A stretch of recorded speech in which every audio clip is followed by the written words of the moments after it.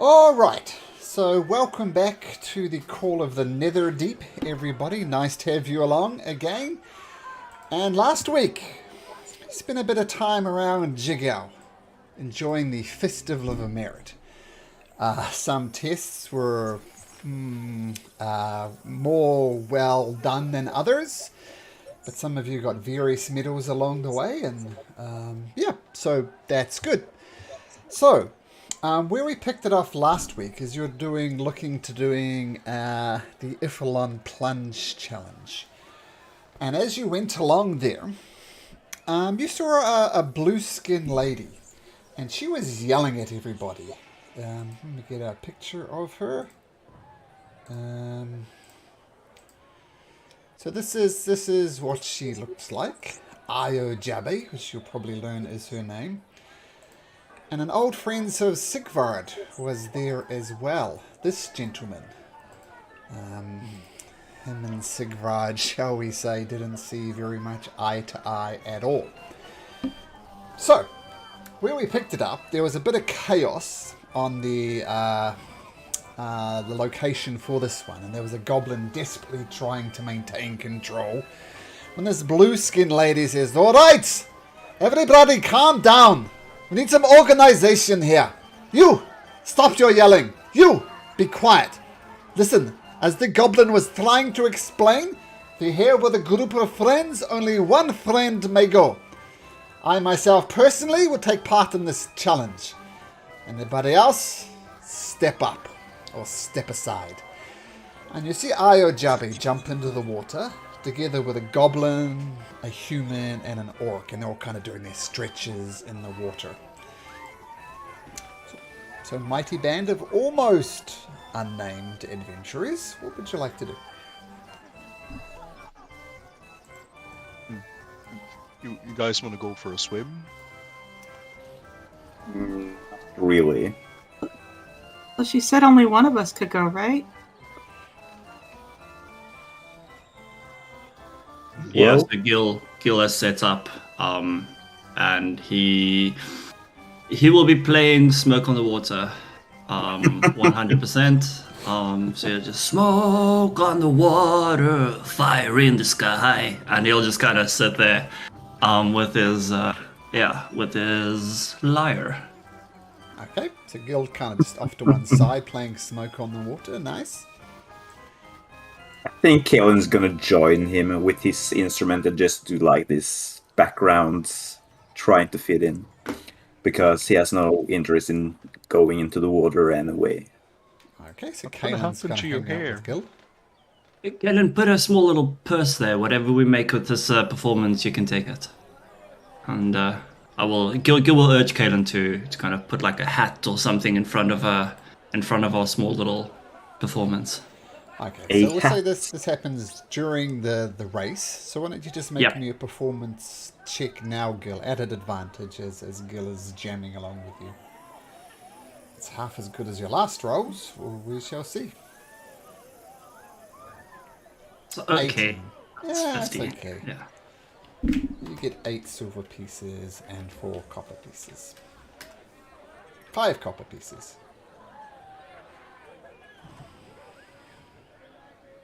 Kalen, you can pocket that. Yeah. Let's save it for something good for the group, right?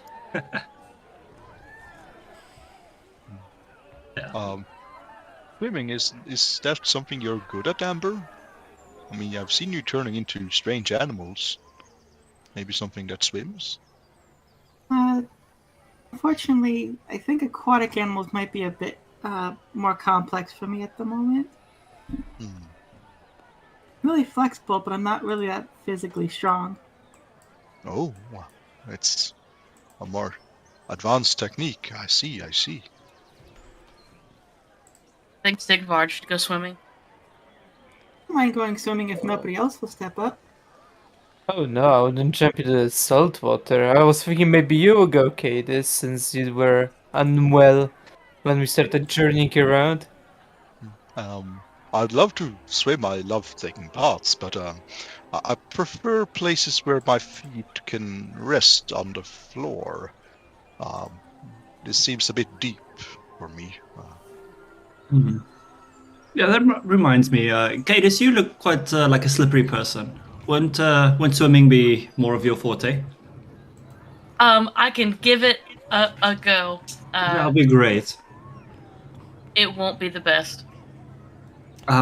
You've got full faith in the biggest cheerleader that the group has ever seen.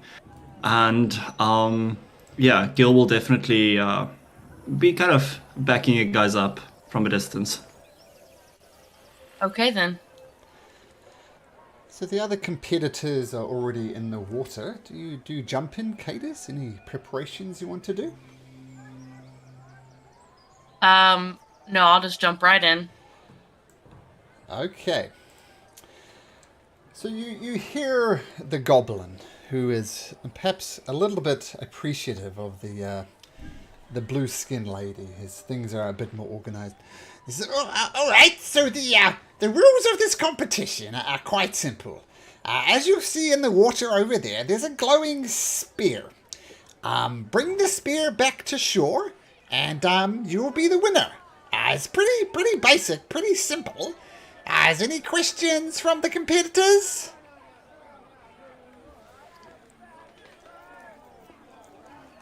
Don't think so. All right. So, let me drag you across to the map. And we'll see, here are your competitors, Cadis. These people here. The goblin. This is Ayojabe, as you learn. The goblin, the human, the half-orc, and you. We have Kaelin and Gil over here jamming along. And Galsaliad is kind of standing a bit away from you guys, and every so often he's sending half glares over in Sigvard's direction, because you remember last time Sigvard and Galsaliad had problems. Okay.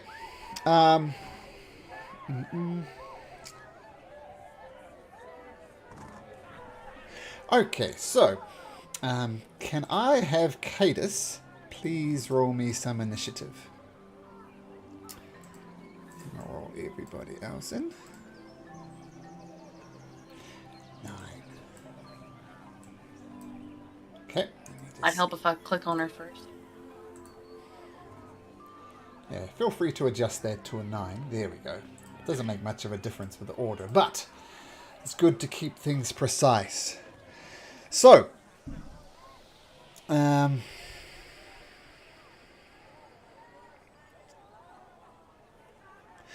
One fast goblin. it is. He got a natural 20 on his initiative. So, you hear the goblin on says, on your marks, get set, go! And the goblin just shoots off. Boom, straight away. Okay, this is going to come up. There we go. And the goblin kind of swims up the water a little bit. Whoops, not all of you guys, just the goblin. And he swings up. Work it! And the current sweeps him back right to where he started from. Ayojabe is next to take off, and she just plows through. You notice, actually make an initiative, a perception check, Cadis. And you're keeping an eye on your fellow competitors. Wow! You do notice Ayojabe is, for one thing, an exceptionally strong swimmer. And you notice that sometimes she seems to be kind of moving more underneath the water than during the classic, standard stroke. I don't know what this official stroke's called. I'm sure there's a name for it. And I think with a 22, you notice that it looks as if she's actually breathing under the water as well. So there's something definitely odd about Ayojabe, but she is just plowing. Freestyle! There we go, freestyle. And so that's what you notice. And then the human... gets a 17, so he churns along too. 2, 3... actually sent... what is it? 1, 2, 3. Ayojabe should be back there. He churns along. So, Cadis, you're up next as you start pushing through freestyle. Can you two make me an athletics check, please? You two did well, and you churn through. And, okay, let me just do this guy first, the orc, and he goes through as well. You notice at the back as well, the goblin is starting to huff and puff. He's not doing at all well. Okay, churns through again. The goblin says, this time. He goes forward, and then the current just pulls him back once again. And he's coughing and spluttering some more. Ayojabe picks up her pace, keeping an eye at everybody, and she pushes on.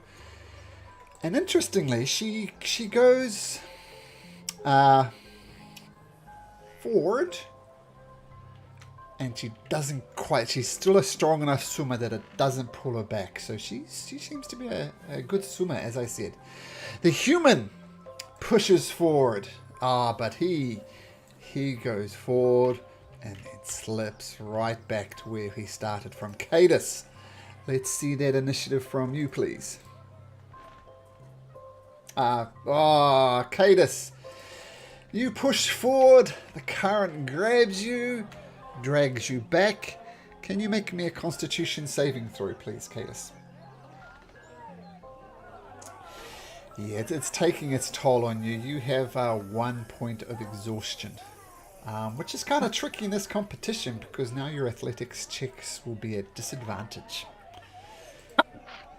So that's not good. Well, The orc pushes forward, and he goes, does the same thing that Ayojabi does. Go back, comes back a little bit.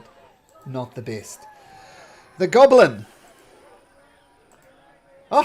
The goblin recovers miraculously and pushes on forward. The human. Human too. He pushes on forward as well. Oops. Cadus.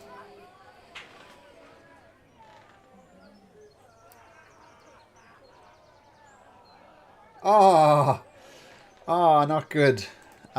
Make me a constitution saving throw.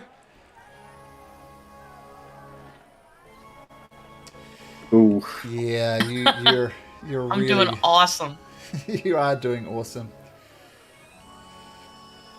Okay, the orc, who is also doing quite well. He Ooh. pushes her forward, gets her forward 1, 2, 3, 4 squares with an extra burst of speed.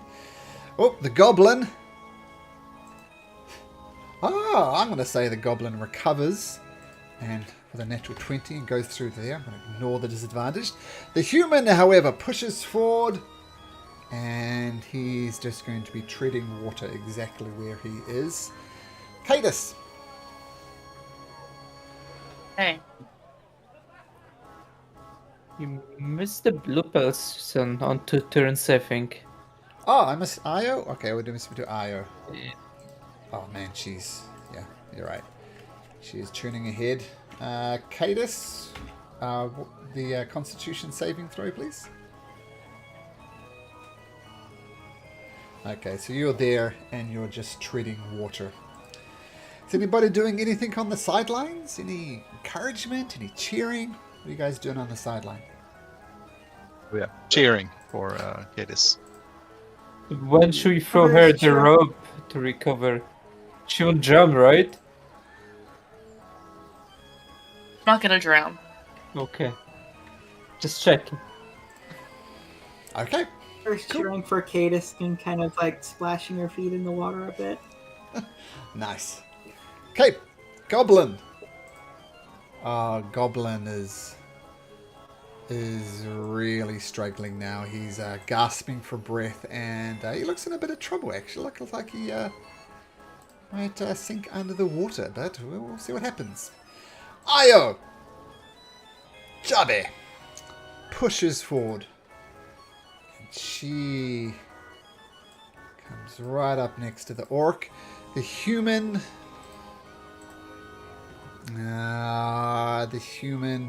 Goes forward a little bit, gets pulled back by the current once again. And he's coughing and he's spluttering. It goes down to 2. Up to 2 points of exhaustion. Cadus.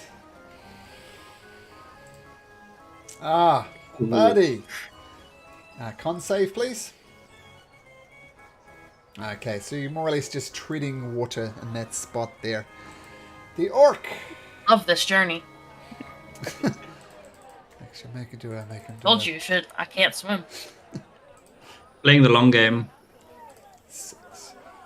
So the orc pushes forward full of confidence and he gets brought back. The goblin.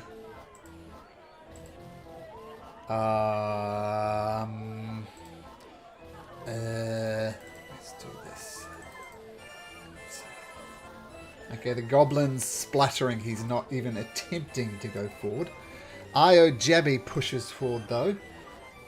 And she gets 1, 2, 3 right up next to the spear and grabs the spear. Io has the spear and she turns around and gets ready to go back. The human.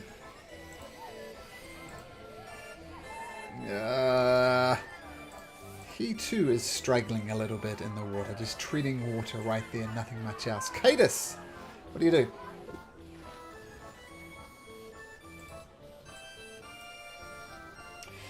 Fail Hey. miserably. Con save. This is not a nat one. That's a good thing. So Cadus. Okay. Can we see that Jabba has gotten the spear? Yep.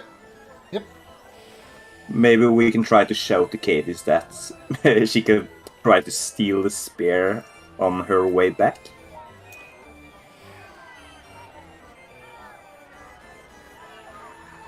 Hey, take If that it's on board. possible. Yeah. I mean, the rule was the first to get the spear back to shore.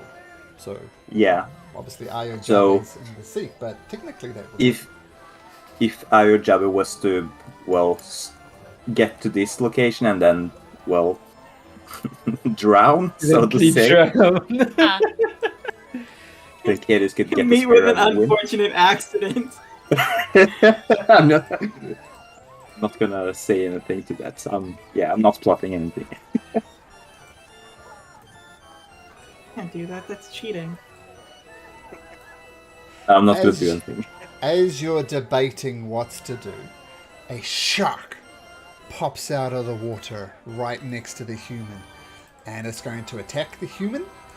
And I know if you have everybody actually roll into initiative now, just in case you want to interact in some way, Oh, because there is a shark in the water now. And the shark, while you're sorting that out, is going to take a bite, chomp, of the human. Takes a big chunk out of his. Oh, I think that. Yes, big chunk out of the human, and he takes 7 points of damage. There's sharks in the water! Somebody help me! Somebody help me! Okay, now let's get to the right order. So that was a shark after Cadus. Okay, is everybody in?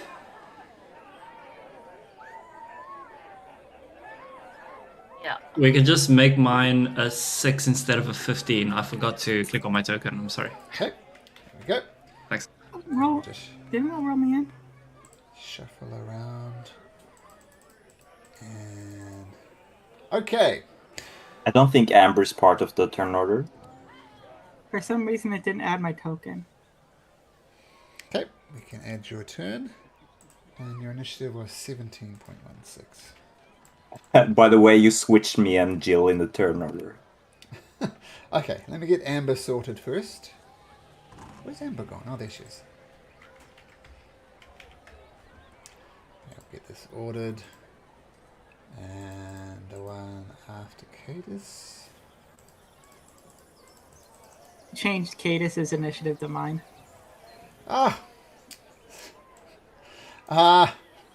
Amber, what's your initiative? It's 17.16.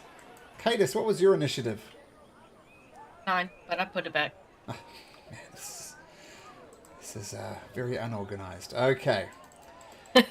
So you see the shark come out of the water, Kalen, and take a big chunk out of this person's leg, and you see blood start pouring out from the water. And you say, "Help me! Somebody help me!" Kalen, you're up. What do you do? Well, I think how how far above the water is this shoreline? Is it just right next to the Yep. water? Yep, you're at water level. Yep. Okay. I think I'm going to go here, this location, just to the edge of the bridge, and I'm gonna ask the referee if we are to like kill the shark to defend the contestants. You see the goblin is panicking, saying, this is not supposed to happen! Somebody help him! Somebody help him! This is I'm not gonna part of take the that game. as I'm gonna take that as a affirmative to kill the shark. I'm gonna try to cast a fire bolt against it. Okay, so disadvantage because it's under the water. I don't think a 9 would hit, right? No. But on the other hand, my cool fireball effect. Oh, nice. It's pretty legit. There we go, let's do it again. And I really want someone to cast magic missile, because I especially like this one. Look at that.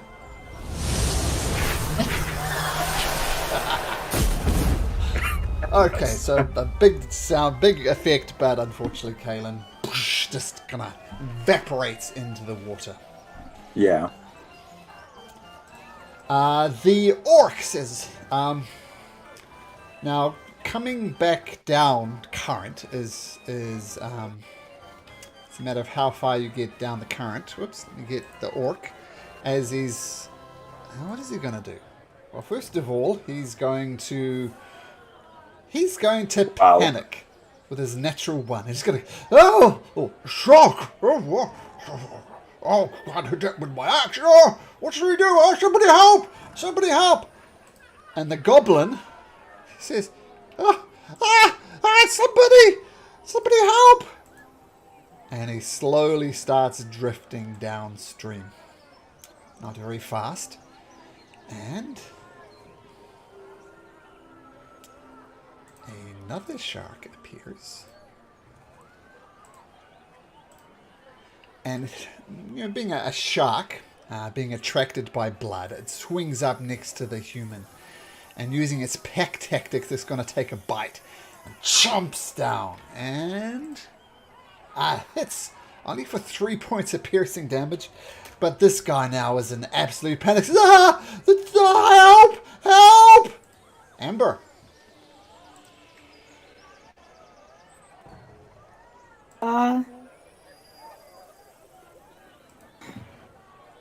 Run over here next to Kaylin on the docks.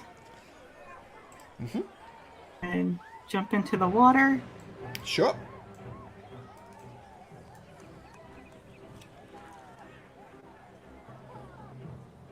That's 5, 10, 20 feet to get to there. If you make me an athletics check, you can certainly try. Because your victim I'm gonna is try to swimming dash, too. upstream.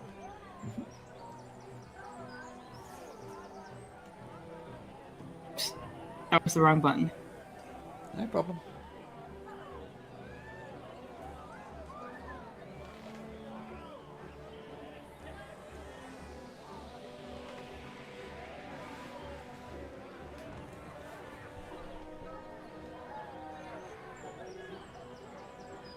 Ah, there we go. Got there eventually. Yeah, you push forward. Fortunately, you don't. Yeah, you get there successfully with a 13. You get there successfully. Io Jabe. She. Can I dash? The water's difficult terrain, so no. So so with a dash you would get there, but no further. So if you take a full dash turn next turn, you could get to there, for example. Half movement. but double movement the other way. Okay, so Amber jump into the water with a splash. Io Jabe grabs the spear, and she goes 1, 2, 3, 4, 5, 6. Comes zooming back down. These are bloody sharks. Gil.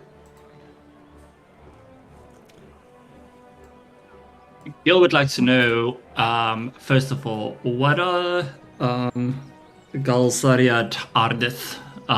What is his reaction at the moment? First of all, he's going to remember to roll into initiative. And then you can make me an insight check.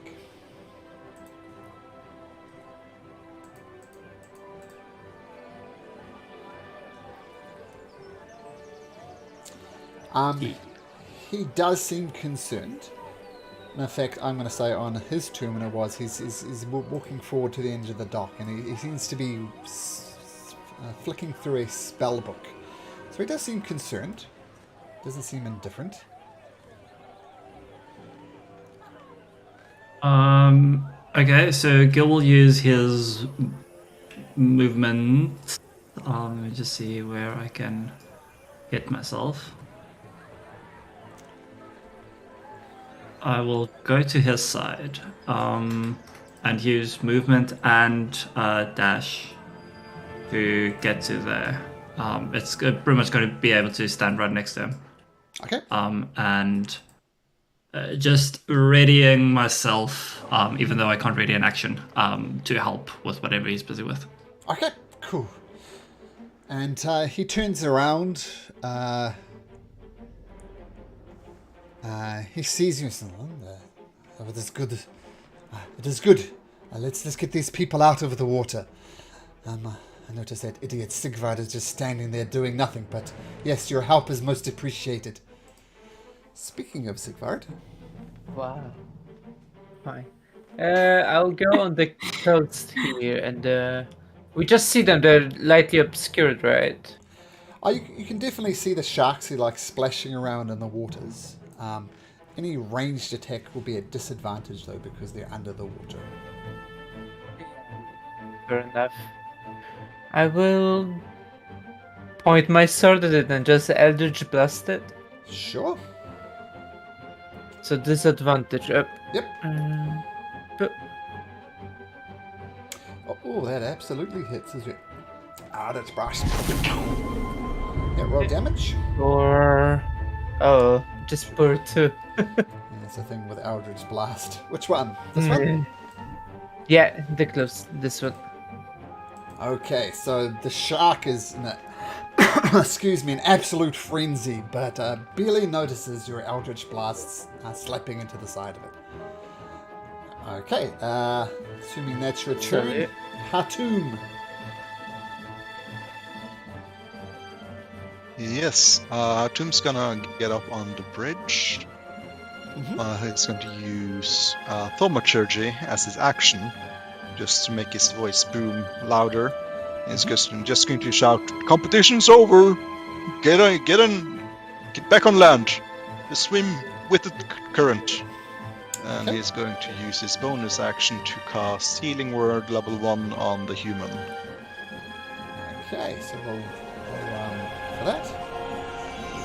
Yes. That doesn't quite get him back up to full hit points, but he definitely helps. He's equally panicked as well. He's thrashing around. He's trying to break free of these sharks, but it's working at least. The healing word comes, and make a persuasion check, Hatum, for your speech to try and get them in. Maybe someone will be inspired by that, depending on how persuasive you are. A Baywatch lifeguard, like it. Oh! Wow. Okay. Wow. Nice. So what's going to happen? This person here is in most danger, and he's worried that these sharks are splashing around. So 2 things are going to happen. First thing that's going to happen, is he's going to make an athletics check. Still at disadvantage.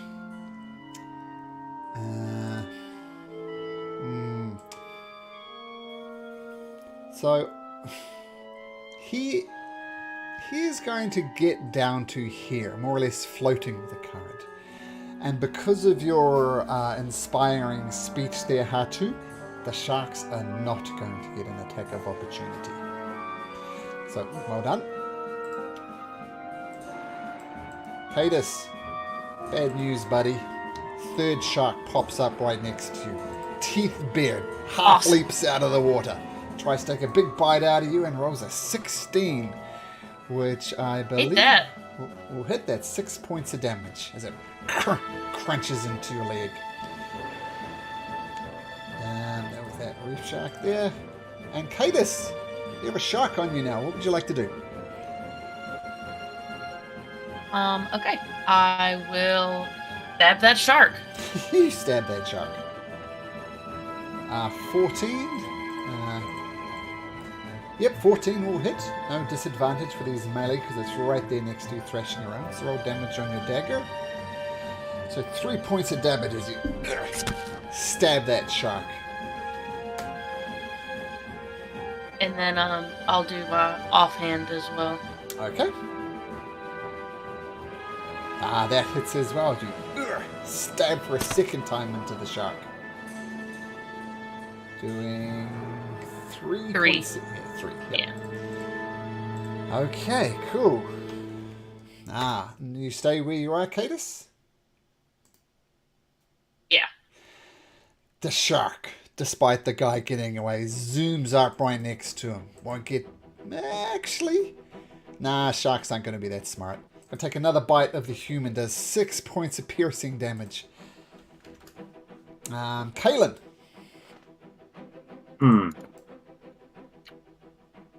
I'm kind of torn between two options. I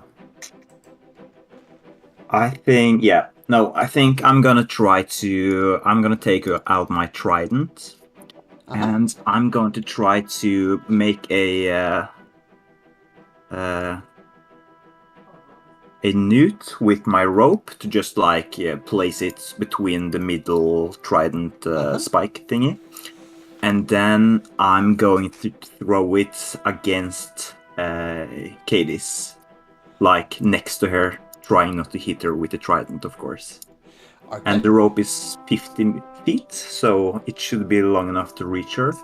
Okay, let's see how well you attach your rope to your trident by making a survival check. Right.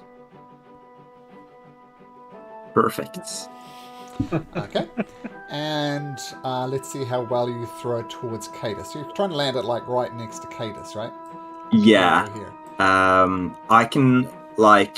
I can teleport the trident back to myself. So if I see that the trident is going straight to her, I'd like to try to just use my bonus action to take it back if possible. Okay. So make me a general dexterity check, if you like. Oh. These rolls. Okay. Nice. Let's hope it's a good throw. Now, I have all these neat spiritual weapons, but I don't have a trident. So we'll say it's a sword. So Yeah, boom, sure. You throw it, it lands about there. It's a terrible throw. Well, that's not really helpful. Yeah, maybe it gets Okay. caught up and the rope just tangles and pulls it to the side, Yeah. shall we say. Which way is the current going? To the shore? Yeah, definitely going this way for the current. Okay, yeah, so it's not gonna be really helpful. Yeah, okay, sure. Do you bamf it back? Well, if I do have some action left, I think I'm gonna try to reel it back in, because this doesn't seem really helpful. Okay, so net effect, nothing. Yeah. You throw it in, it goes messy. Worth a Awesome. try. The rope actually slips off as well, but since you can bamf your trident back and just reel in the rope, you're pretty much back exactly where you started. But that's how D&D works. Galsaliad.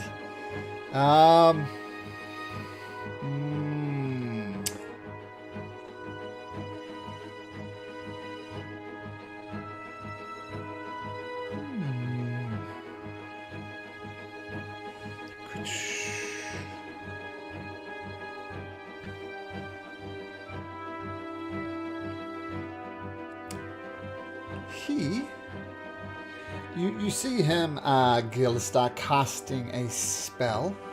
It's a spell you don't recognize at all. In fact, any of the people observing it, it's a very unusual spell that he's casting. And you see a ray of green energy leaves his hand and shoot out towards the shark right next to the human. But it just dissipates right next to it. He says, damn it! So he did a magical thing that none of you recognize, and it misses. The orc is going to start trying swimming back, and he does it. Zooms back over to there. The goblin, he's going to try and unpanic himself, and he is just losing it. He's splashing around. Gets a little bit too short, but he's in a full-blown panic. As the other reef shark comes up, attacks a human, baring its teeth, going to use back tactics, bite with advantage, and do 10 points of piercing damage to this man. He looks really rough, blood just pouring out of him. Amber.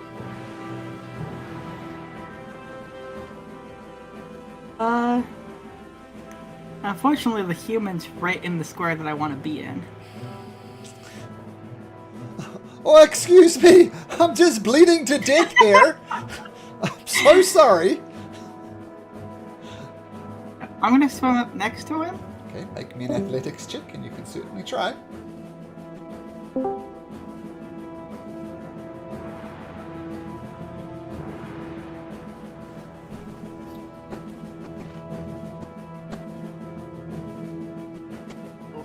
Or not. Yeah, the spirit grabs you and it just pulls you back to where you were before. Actually, let's say it takes you back to there. And make me a con save.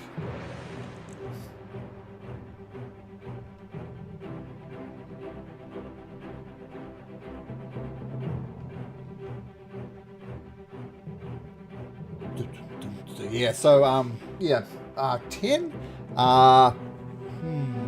Yeah. It's taking its toll on you. The water is very cold. I don't know if any of you guys have been personally involved in very cold water, but it just sucks the life out of you. That's just your movement though, Amber. You still have an action, or a bonus action for that matter. Yep. So for my bonus action, I'm going to fill up my bear totem. I actually have that as a token. Oh, there it is. We'll put that up right here. Okay. What does it remind me what the bear totem does again? Everybody in its aura gets 10 HP. They get 10 HP and advantage on strength checks and saving throws. Ooh, okay. And I assume it's a 30-foot radius, right? And she'll call it to the other swimmers. Hurry up and get to shore. And talking to the sharks, she's going to try to convince them to swim away. Now, the bear totem, is it for allies? Do you choose? And if so, do you choose the sharks?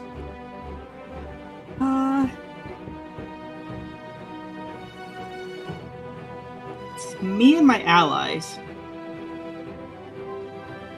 I don't know, Amber is particularly fond of animals, so that's why I'm asking. Probably consider the sharks our allies, to be honest, because they are animals.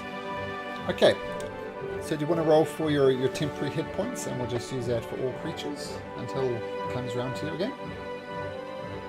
It's just 8. Oh, it's automatically 8, okay. Okay, so the bear comes up. Everybody, including the sharks, will get temporary hit points. Whoops, Jabe will... She'll come right up next to the shark. That will be her turn. They're bringing the spear with her. Just a little bit to the south, like that. There we go. Holding the spear once again. Gil, you're up. Yeah, so I'll have a look at Gulsariat, acknowledge that he engaged with magic, and he will hear the soothing tones of "Twinkle, Twinkle, Little Shark." How, and then Gil will cast Sleep, on the sharks with a 20-foot radius. I will upcast it as second level. Okay. Now the only thing is you need to place it exactly where you want to be. What's the range of it? It's a square, is it? It's a sphere of 20 feet, and it's a 90 feet ray. Yeah. And then I can start with the lowest creature, and then go upwards, considering they might up my enemies. Do you get to choose? Can you bring up the sleep spell? I think it says all creatures, doesn't it? Let's have a look. Creatures within 20 feet of a point you choose. There's nothing about allies there. Ah. I think it's just whoever has the lowest HP is going to get hit by it first. I didn't know that. I would have known that though, as Oh, yeah, Gil knows that. Yeah, Gil would have known that. I didn't know that it's including my own people. So next the sleep. Yeah, he would not use sleep then. In that case, he will target the shark closest to Galsariat. And This one, okay.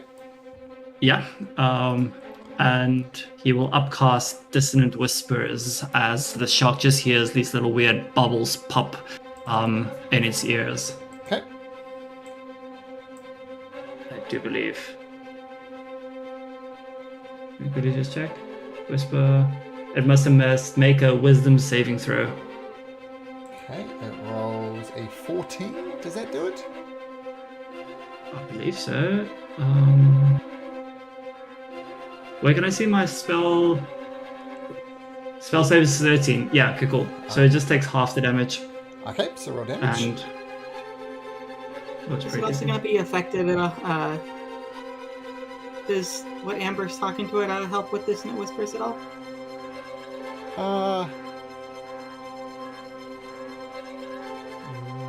Sorry, what? Convince it that they're going to get killed if they stay?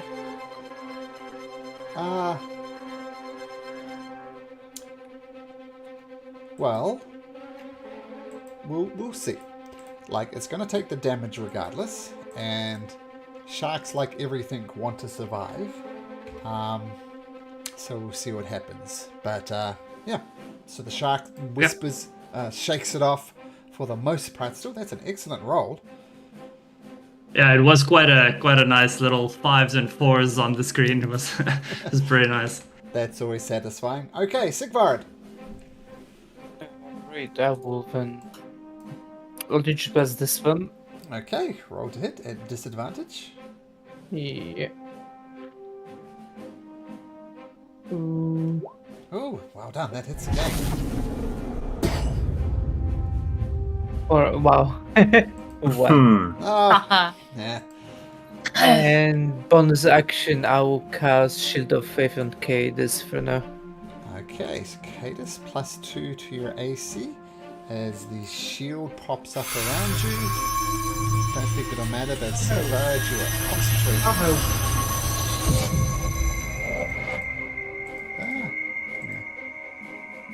Okay, so Shield of Faith up. Oh, yeah, Eldritch Blast is a cantrip. Okay, cool. Hatum!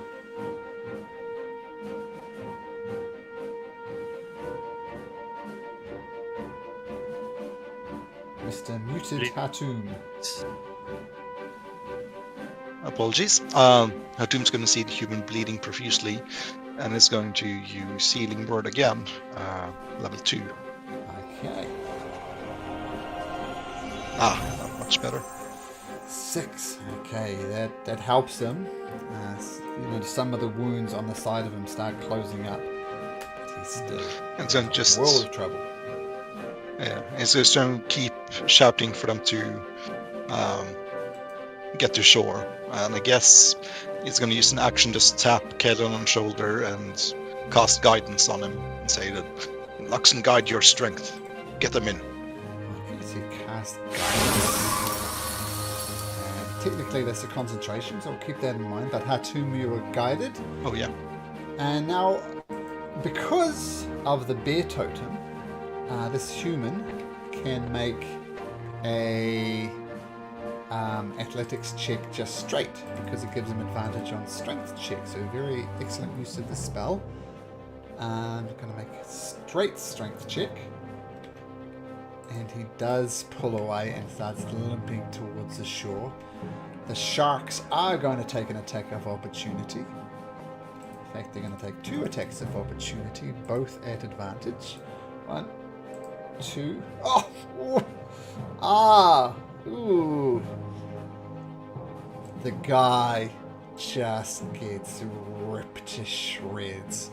And one of it pulls off its leg, one of them pulls off its arm, and he starts floating in a pool of blood. They both roll natural 20s at advantage. Ow. So, yeah. Did his temp HP help at all? Actually, the temp HP.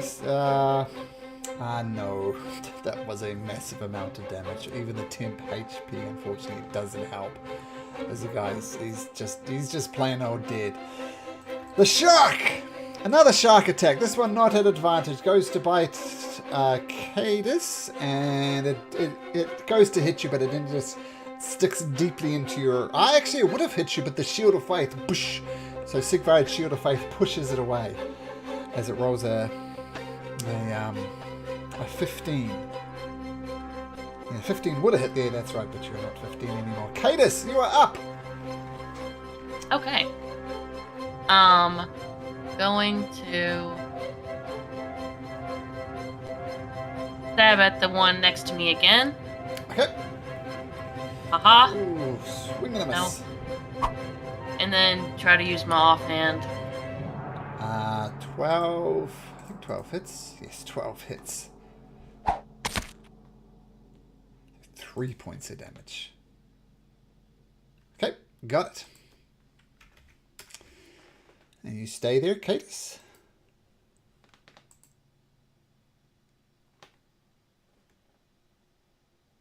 You stay there? Yeah, stay there. Okay, cool. Okay, so the reefed sharks, having torn this person apart, they're going to turn their attention to the orc. Technically not pack tactics, but does hit him for 10 points of damage. Oh! That's a massive blow for him. He looks a mess once again. Kalen, what would you like to do? Well, it's a far throw. Try to get to the orc,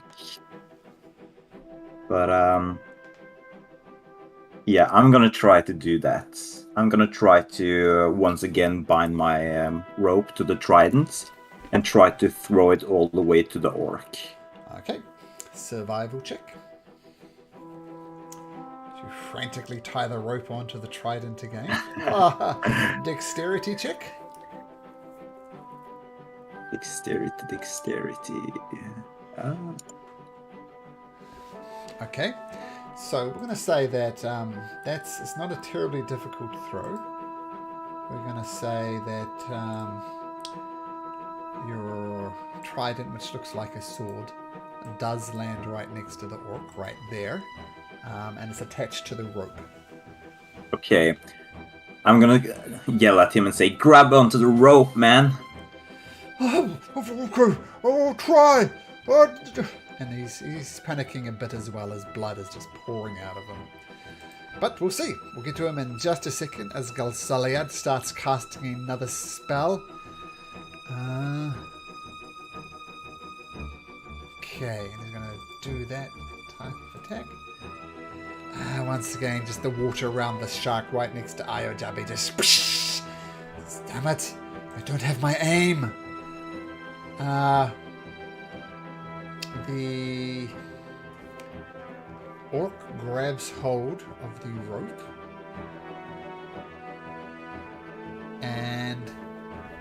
he's going to try and swim around the shark.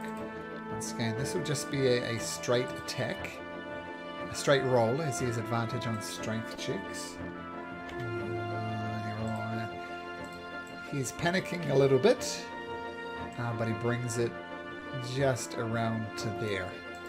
He's surrounded by sharks. Oh, somebody help me! The goblin. Let's see if the goblin can get his shit together. The goblin does not get his shit together and is panicking, but he drifts slowly to shore. Okay, shark. Gotta be Io. Bares his teeth, takes a bite at Io Jabe.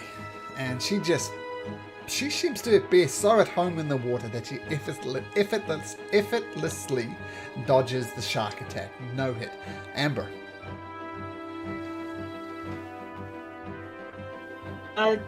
Do I notice that they don't seem to be going for the dead body?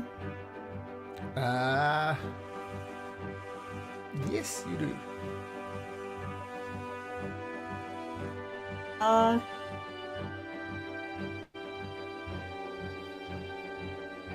swim over here. You can try to swim over there. Make me a straight athletics check.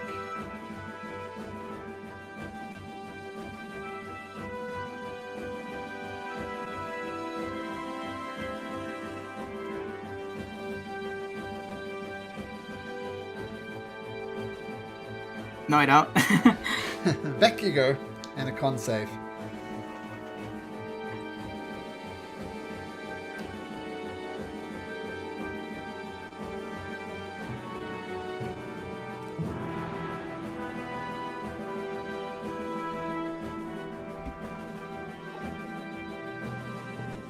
Okay, so you're Getting fine. really tired.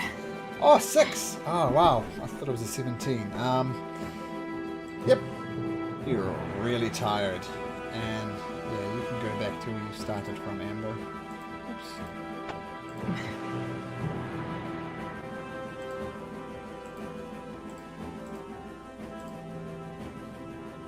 And I'm going to call my own little shark.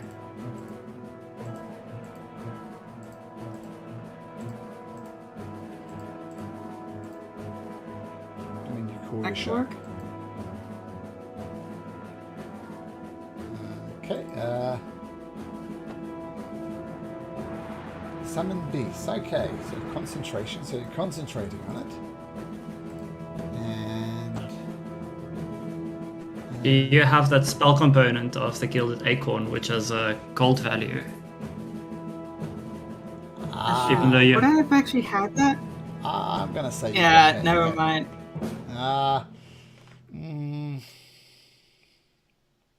Yeah, it's so pricey. No. Sorry, just asking. I didn't see the component, sorry. We can buy one when we have the chance. Yeah. We're gonna buy one when we get a chance. Does anybody have 200 gold on them?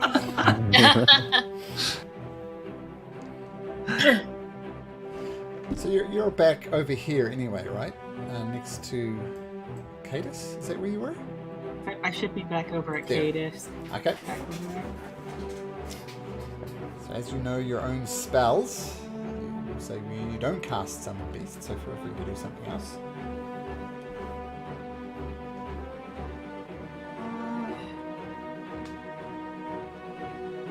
Unfortunately, animal friendship is only one person as well. Or one creature.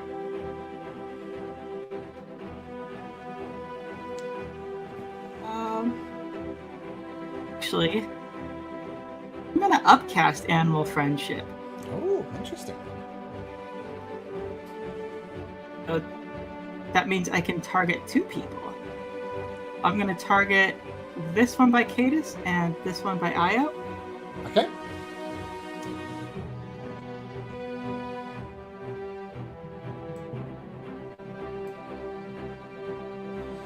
Spell lets you convince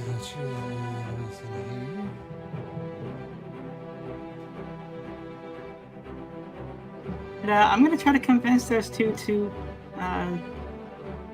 the shoreline. that you mean it no harm. Beast. Okay, now well, let's do the wisdom save first. Let's get those out of the way. Wisdom 15. Okay, oh, one of them succeeds, one of them fails. I would say this one at the bottom succeeds. So this one, I'll put a little heart on it. So that you're friends with this one, Amber. Okay. And you're trying to convince it to do what?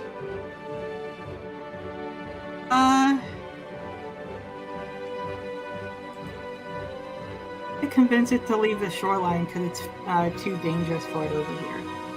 And what language are you using to communicate that? I'm using speech of the woods. Oh, let's see Speech of the Woods. Here we go. Beasts. Oh. The shark Beast can is- understand my speech. Beast can understand my speech, and I gain the ability to decipher their noises and motions. Okay. So this is what we're going to do. I think normally this would be at disadvantage because the shark is, doing quite well. But advantage because you cast Animal Friendship on it. So this is going to be a straight roll for you. You can make a persuasion. But I've been persuasion- talking to the other two in as well. Ah, yeah, but this one's ignoring you, right? Because it made its saving throw. Oh, I'll tell you what. Yeah, so make Animal Handling or Persuasion and do one straight at one at disadvantage. Animal handling. Okay. And when I was talking to him on my other turns, that's what language I was speaking in. Ah, sure. And persuasion? Not as good at that. No, you choose. You choose. You can do an Animal Handling or Persuasion. Oh, I thought it was both of them.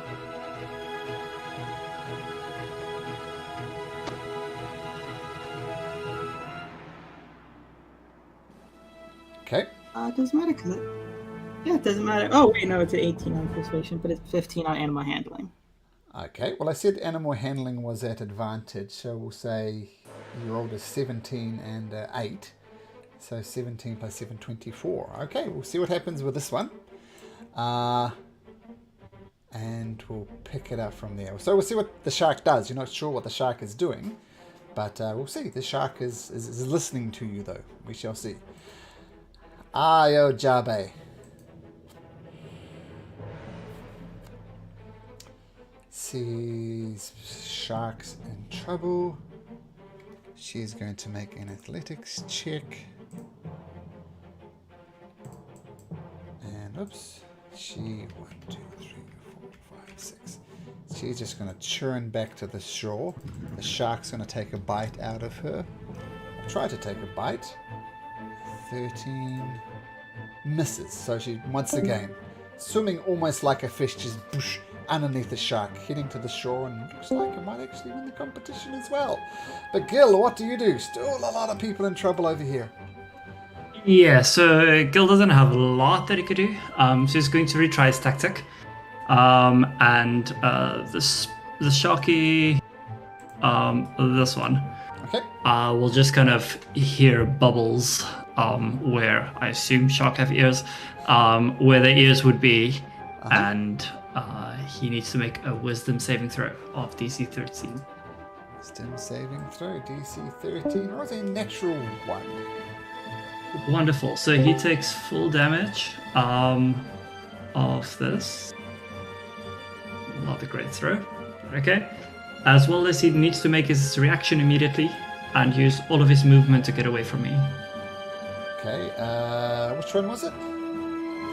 Ah, shit. I didn't want to roll again. Sorry. How do I send this to... Yeah, that one. Oh, yeah, It's yeah. the middle one you targeted, right? This one here? Okay, and 9 points of damage. There we go. Yeah. And needs to use its reaction. Yeah, to move as far as his speeds allow away from me. It already So used that's- its reaction to eat this guy. It doesn't have a reaction. Ah. That sucks. Okay. Yep. Okay, but still he takes 9 points of damage. Yep. He's starting to look a little rough, but we'll get there in a second. Okay, Sigvard. Which one looking more rough? This one. Yeah, they're all looking equally rough, actually. Hard to tell the Okay. difference. Well, Eldritch Blast this one then. Okay. Bone disadvantage. 15. Yeah, so your Eldritch Blast does go off, but just Oh, flies 10. through. 10's a miss. Okay. Yeah, that's up. Okay. Hatum.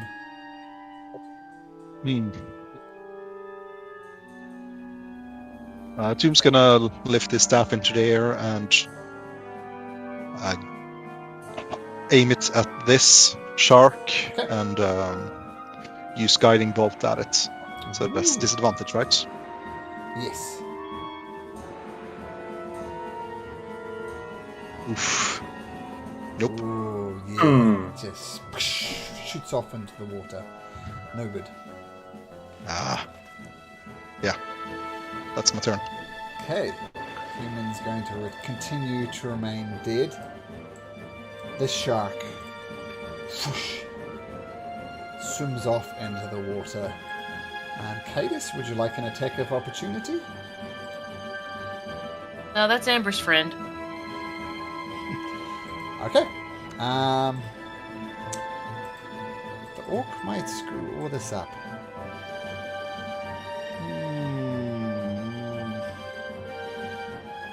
Let's just see. He misses anyway. So the shark zooms around the orc, just panicking, takes a swing at the shark. Cadis, you let it go. And then you notice the shark disappears into the water. One seemingly neutralized. Cadis. Okay. This is difficult terrain, right? Mm-hmm. Okay. Well, it's kind of difficult terrain this way, but the other way. But going back to shore is not. Oh, dear me. Going back to shore is not difficult terrain because of the way the current is flowing.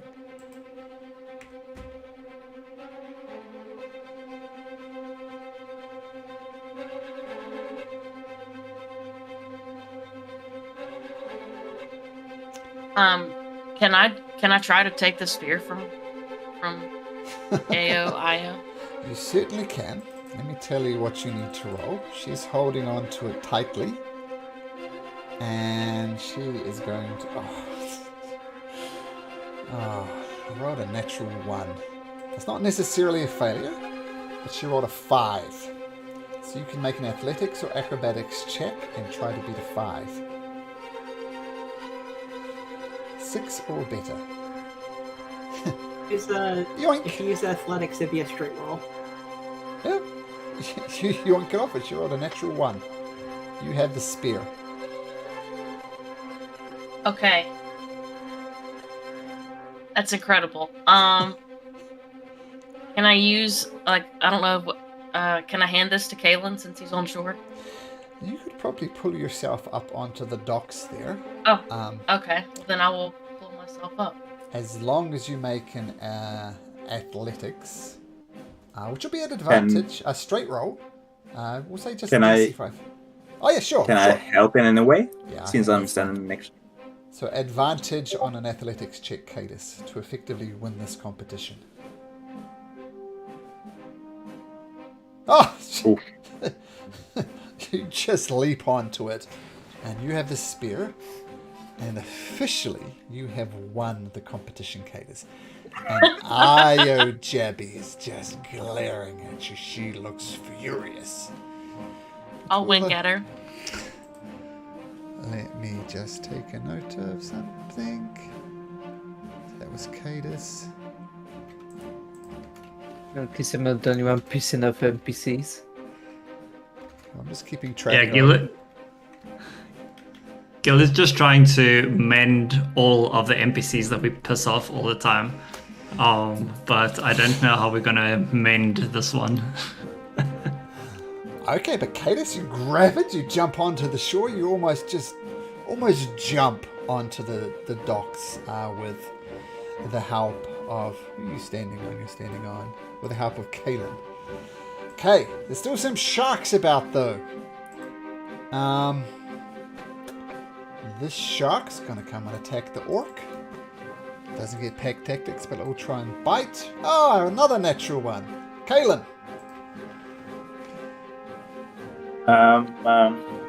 Well, this orc guy is still holding onto my rope, right? So Yes. I'm gonna like try to reel him in away from the sharks. He has been bitten a few times, right? So he's probably a little bit hurt. Yep. So I think it's the best choice of action to just try to get him out of danger.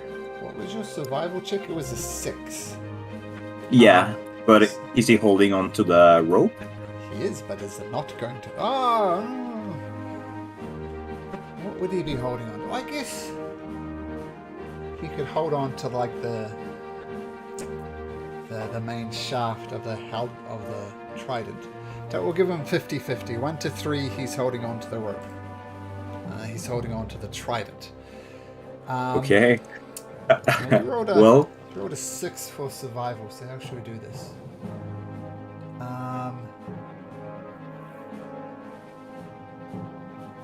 6.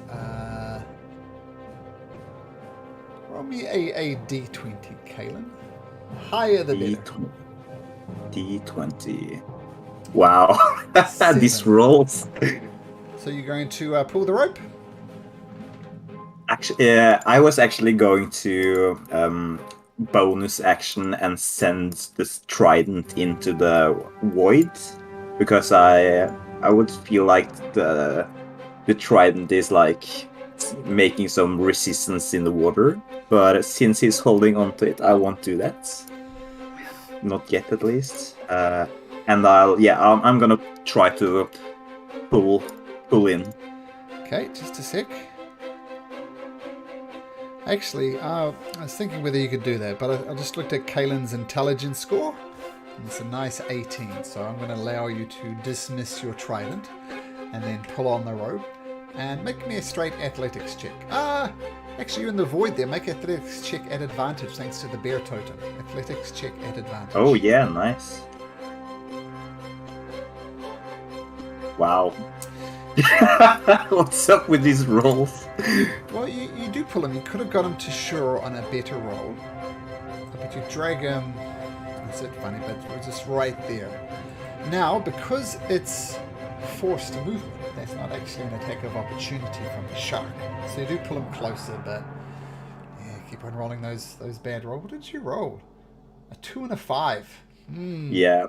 Not good. So you get him a little bit forward. This is his turn coming up. So we'll see. He's still holding on to the rope. Galsoliad is going to try again to hit a shark. Okay. So he points at this shark. You see green energy and it just starts sucking the life out of the shark. And you notice as this green energy kind of surrounds the shark is thrashing around. It's still alive, and then you see the green energy leaving the shark and coming back to Ayu. And then kind of grabs these motes of magic out of the air and kind of pushes them down into himself. What's up with that?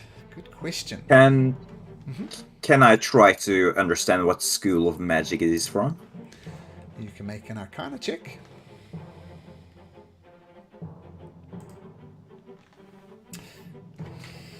I'll let you know in a private message, Caitlin.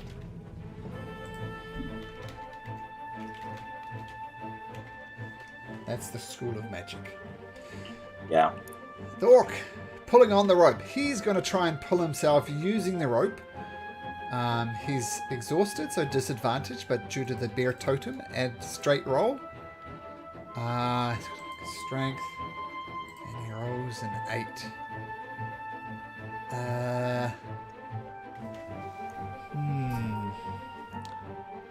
He moved 2 squares last time, so he moved there. Not quite to safety, unfortunately. The goblin. He's probably going to get it together. He does. He scrambles up on shore. Lies down there and just panting. Now, the shark is gonna get the hell out of there. Swims away, dives down into the water, out of combat effectively. Amber.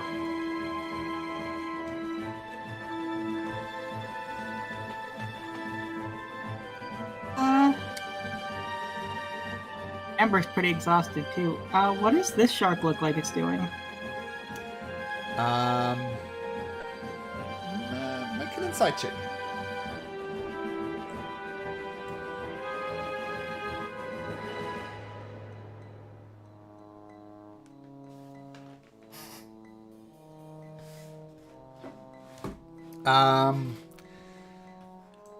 It looks as if it wants to get out of there. Its friends have left. Yeah. Though it is staring at this as well.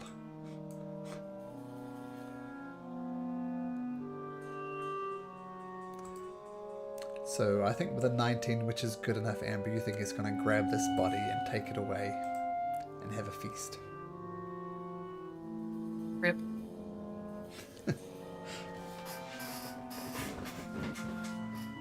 She's probably gonna let it leave and speak to the woods to it. Like, you and your friends, I can try to visit you guys later if you get if you three are still hungry. Okay. They don't get to communicate back, do they? They can communicate in Sharky way, because Yeah, technically the shark doesn't have a language though, so I don't think it can anyway. however it communicates with like movements or whatever, I'd be able to understand it. Okay. So you're telling it if you're hungry, you can treat us later. You'll feed them later. Make an animal handling check. So, about your friends, I can come visit you later if you guys are still hungry. I can go hunting with you guys. Okay. I'll handle it. Animal handling check.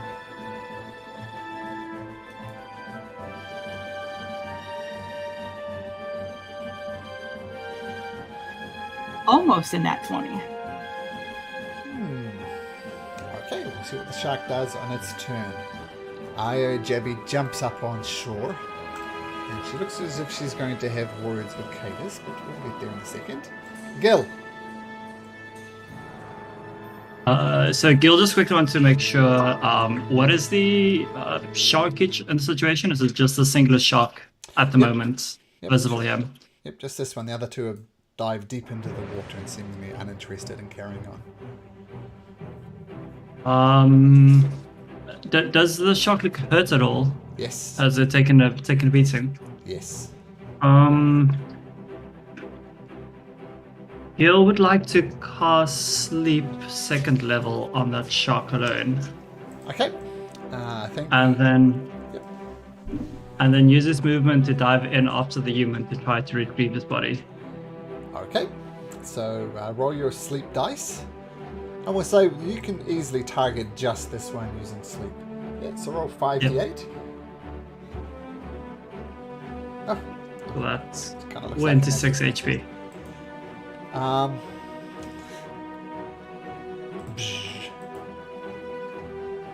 shark. I don't think sharks naturally sleep, but this shark has found a way. Sharks don't naturally sleep, no. And then I will try to use my Swimming movement so much. as far as I can get. I don't know how far that would be. Yeah, you want to jump into the water and retrieve the body?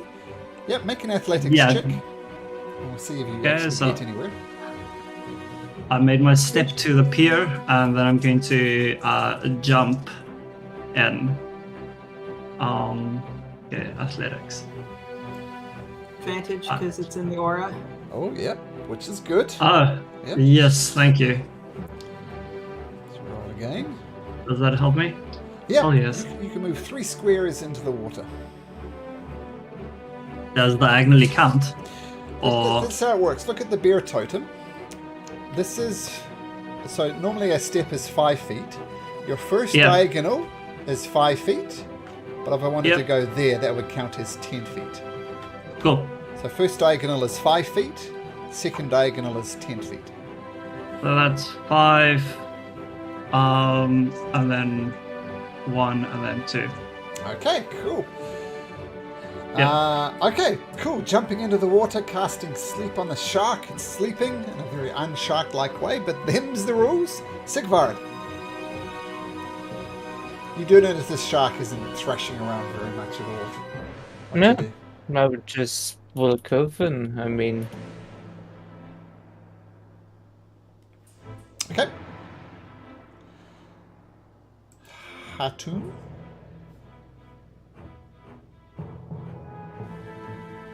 It seems everyone's getting up on shore. I guess. That's tricky. Atum's gonna stay there and get ready to pull people out if anyone gets close. Okay. Actually, I think I can speed this up. Is anybody going to attack the shark? No. Okay. So, eventually, we'll just say you all get up onto the pier easily enough. So feel free to get up on the pier if you like, Amber. Oh, actually, Gil, are you dragging this body back? Yes, Gil will kind of lifeguard pull the limp body out of the water. Okay, takes a little bit of effort, but yep, you do drag this dead body up. The orc limps to shore, takes a deep breath. He's hurting, and he is hurting bad. Yeah, and things calm down. Not so good for this gentleman, but yeah.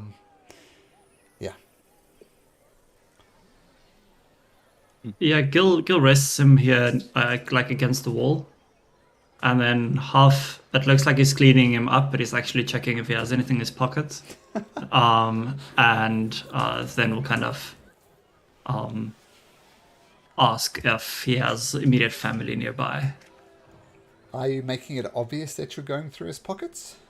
No, I would love to be able to see if I can disguise that. You can absolutely make a sleight of hand check. I'll try that. Oh yeah, no, I'm very sleight of handy today. Yeah, everybody notices. Yeah, even Kaelin with a passive perception of 11 notices. Oh, and Stop judging. I at least took his body out of the water. You guys just saved yourself. Oh, At least a little payment for my efforts. I'm just gonna walk up to you and say, "Did you find any ID on him?" Give you some free bowling. It doesn't look like he has any kind of business card on him. I tried looking. Did I find a business card? you found 3 gold pieces and 3 silver pieces. Oh, lovely. Unfortunately, no business card. You can, if you're close by, you can slightly hear like a cling in my pocket, as I definitely found something else. Ah, pathetic. You drag... This is Galsalia. This is you are pathetic. Going through the bodies of a corpse, you could at least wait till it's cooled down a little bit. That is disgusting. I'm sorry. Can you get out of your high throne, high horse? Everybody was just willing to leave him there in the water. At least I brought the man back to his Search family. through his pocket. You're talking about his family. Maybe his Yes, family somebody could have needs used to pay those for his gold funeral. pieces. Somebody needs to pay for his funeral, and that's going to be me. You're a common thief. Easy to look from your point. Doing nothing, absolutely fizzling all your spells on the pier. At least I don't loot dead bodies as soon as I drag them out of the water.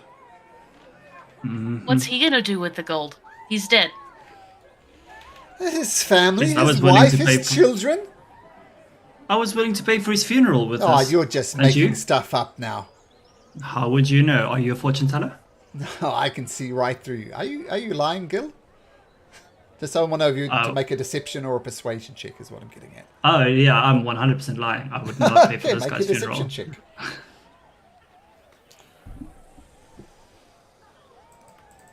Going 13. great. Well, let's see how good his insight is. Not great. And he rolls a natural 1. Nice. Well, there is a temple over the Luxon there. I expect you to, if you're a man of your word, take the body over there, pay for the funeral. I'm not sure what pocket change you got, but the cost of the funeral is on you, my friend. In the meantime, Very well. Jabby. Sorry, Karen. I guess Atum is going to just turn to the goblin. I guess that's the one who's in charge of this competition. Yep. What on Exandria is this competition? Did you know there were sharks in the water? No, this is, needless to say, I'm going to call off the competition for the rest of the day. I've been running this for years, and this is the first time we've had an incident. I mean, sure, we've had the odd drowning every now and then, but no shark attacks. This is most upsetting. As upsetting as this is, I still get my medal, yeah? Speaking of the medal, you stole that from me. Is that against the rules? Listen, there is ways to win, and there's ways to cheat to win. Yes, it may be within the rules, but you lack honor. Took it from me at the last minute. This victory is mine, and you stole it from me. How dare you? And she kind of shoves you in the chest, Cadus. Seems to me like you're just a sore loser, and I can't help you with that. She glares at you and kind of gives you a shove again and says, Galsaliat, let's leave these pathetic people. And they both start storming off. Yeah, you miss. You're a really good swimmer. Did you want to maybe head out later and help those sharks find a new meal? You could patch things up here. Who's a good swimmer? And she was talking to Io Jabe, the blue woman. She's furious. Sorry, I didn't know you were talking to. She is storming off. Very upset. She was talking to Io while Io was still here. Rip. Sorry, I quickly had to run. My mouse was dying. Not my actual mouse, my keyboard and mouse. You have an actual mouse? Oh, we were going to be worried about your actual mouse. Yeah, he doesn't exist. I'm sorry. But it's a make-believe game, so you can pretend as if I have a mouse if you want. Mm-hmm. All About right. canon, Gil has a mouse that he keeps. That's me. Friends with the Rat Pack. The goblin does come up to you, Cadus. He's looking a little shaken. But he does give you a medal. Because you did technically win this. Let me just get the medal out for Thank you. you. So...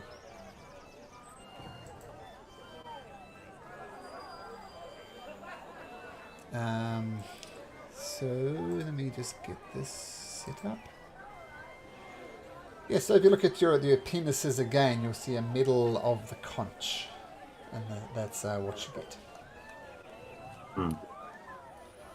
So feel free to use that as you see fit.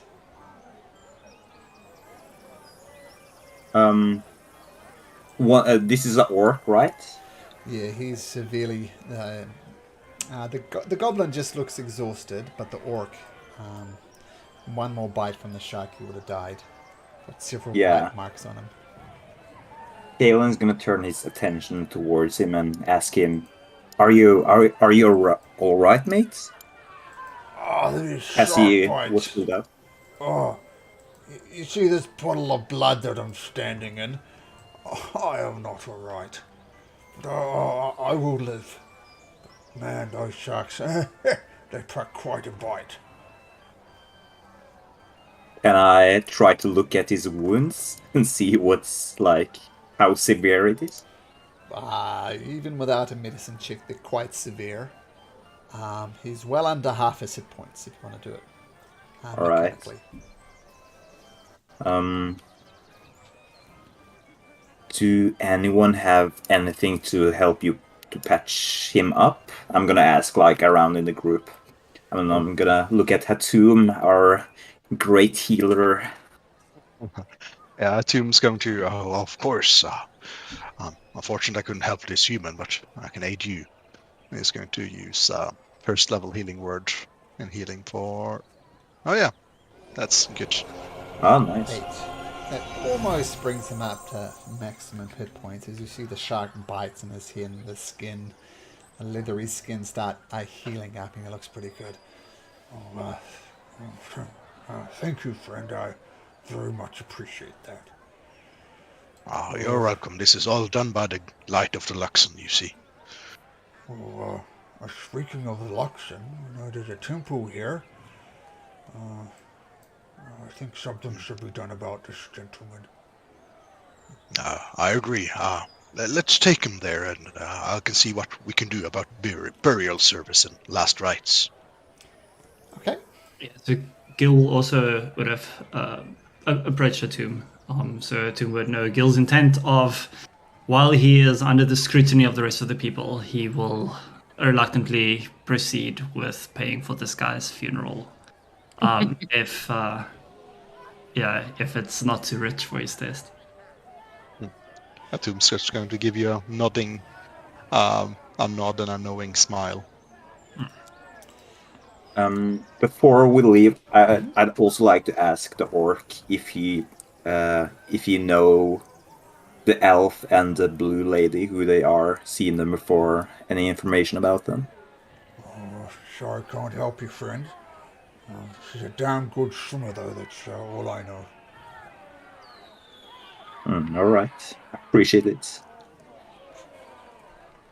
So taking the body, you head over to here. Market, in fact. Just wanted to add. Yep. Gil would definitely make sure that Galsariad see him carry the body, to make his intent kind of almost like rub it into his face that he is not just a peasant thief.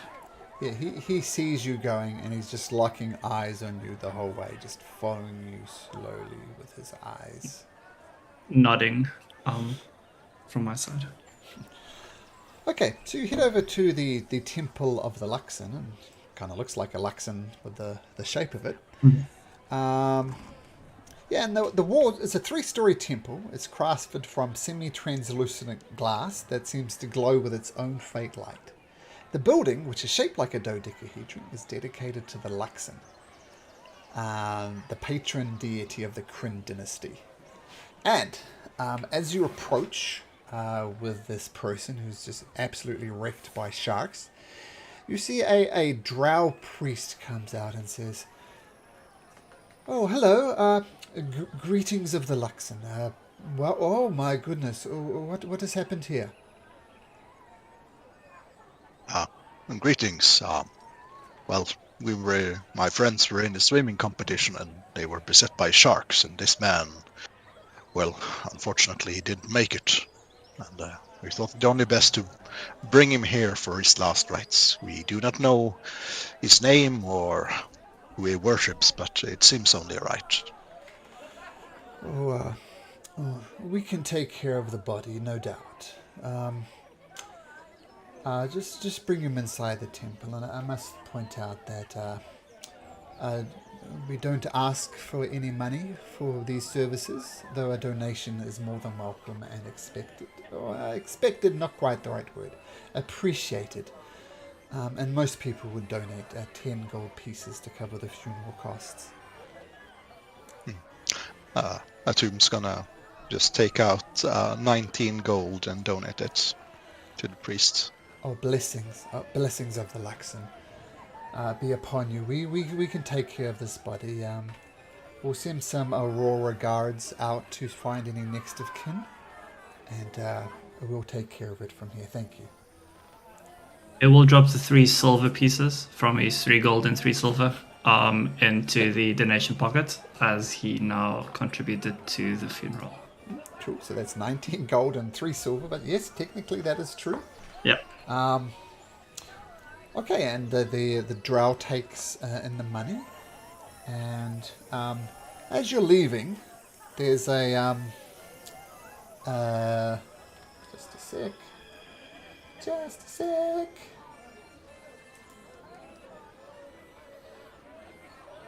As you're leaving, there is someone in there. Well, there's 2 people in there, actually. The first one you notice and you recognize as the goblin who you've interacted with before, Dermot. And he's in there and he's doing some type of prayers to the Luxon. Just gaining in some type of ritual. I don't remember what Dermot looks like. Oh, we lost Dermot. A small little goblin, or a small... Yes. It's like a quite small person with a beacon thing. Yes, I'll bring up his picture. But yes, here's a goblin. And as you can see, as Hatum notices, he's obviously a worshipper of the Luxon as well. But he's just in there praying.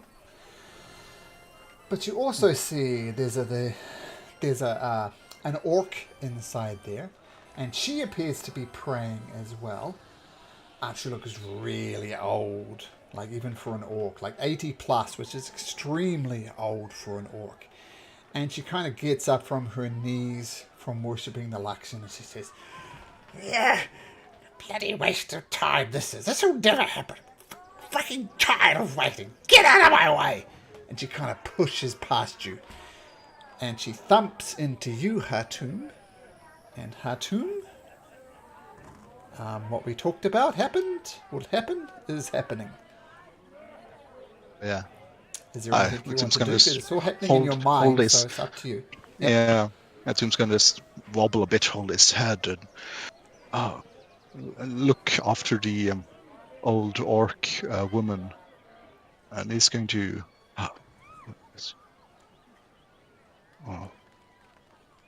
Moraz? What? How do you know my name? I don't know. I just Sorry, came accidentally to... fireballed you there. Sorry. Well, a mental fireball, perhaps. I don't know. The name just came to me. I do not know if I've seen you before. Just something seems familiar about you. Is this some sort of scam? I've been scammed before by likes of you. And you just piss off and leave me alone. Sorry, I didn't mean to offend. Have you ever been to Marquette or... this is really strange. Do you... are you a smith? Or did you used to be a blacksmith? Huh? No, never been a blacksmith. My husband used to be a blacksmith. You don't say. Where is he now? He's, not with us. He was an unfortunate situation, and, there was a beacon here in Jigao, if you can believe that. Some high up and mighties came from, the dynasty. The queen herself was not here, but some other higher upper mucks were here. And, someone tried to steal it.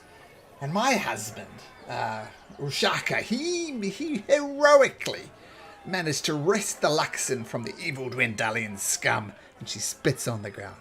Yeah, but unfortunately it cost him his life. Died a hero. Good man. Oh, sorry to hear that.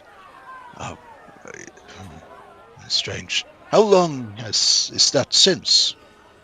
Oh, it's been 20 odd years. Huh. Why are It you so cannot be that interested? is. Well, this is gonna sound really, really strange, but in my dreams, waking and sleeping, I see myself holding a smith's hammer, forging weapons, tools, and sometimes there is this, well, more dangerous dreams about strange people armored in Empire armor in Jigao. I'm not sure what that means, but there's some connection. Uh, was your husband perhaps consecuted?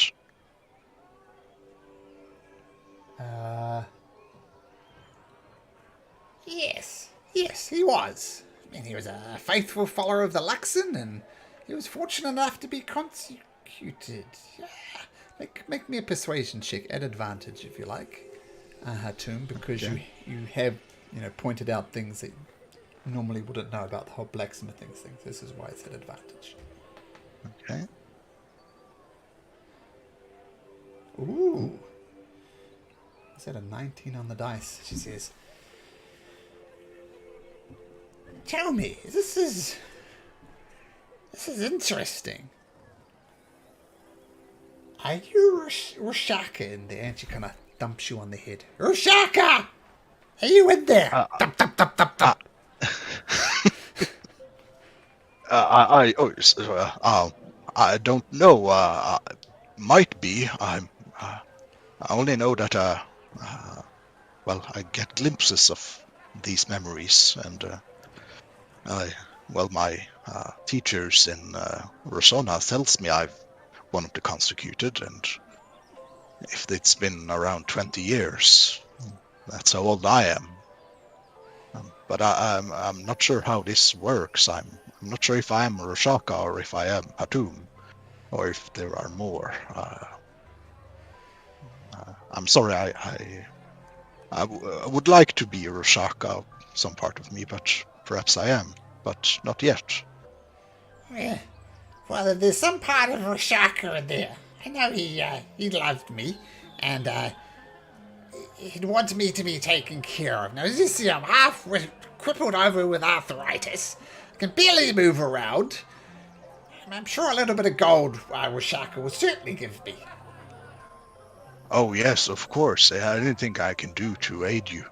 I would like to do right by my previous self, I guess. Let's see. I'm not sure if she actually. Let's see. Can I do an insight check if she's trying to scam? Sure, insight. Oh wow.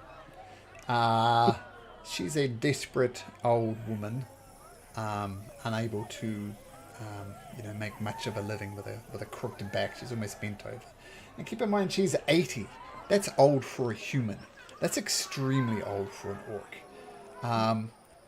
She's just trying to get by. Scam would be a strong word. She just wants to get by, and she feels some type of connection with you. She just wants to survive. Oh yeah. I'll let's see what to do. I'll lay my hand on her shoulder, just glowing slightly as I say, do not lose faith in the Luxon just yet. It'll guide us all. And he'll cast Healing Word on her for his last spell slots. And he's going to, hand over 15 gold. Thank you, love. I'm not sure if you're a Shaka or not. Maybe this is a bunch of confusion.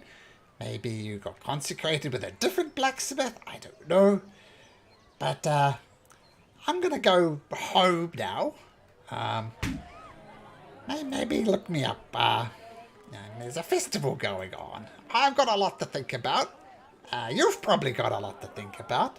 I'll take a moment, but I'm gonna be. And she points to this house here with the yellow cross on it. Says, I'm going to be there.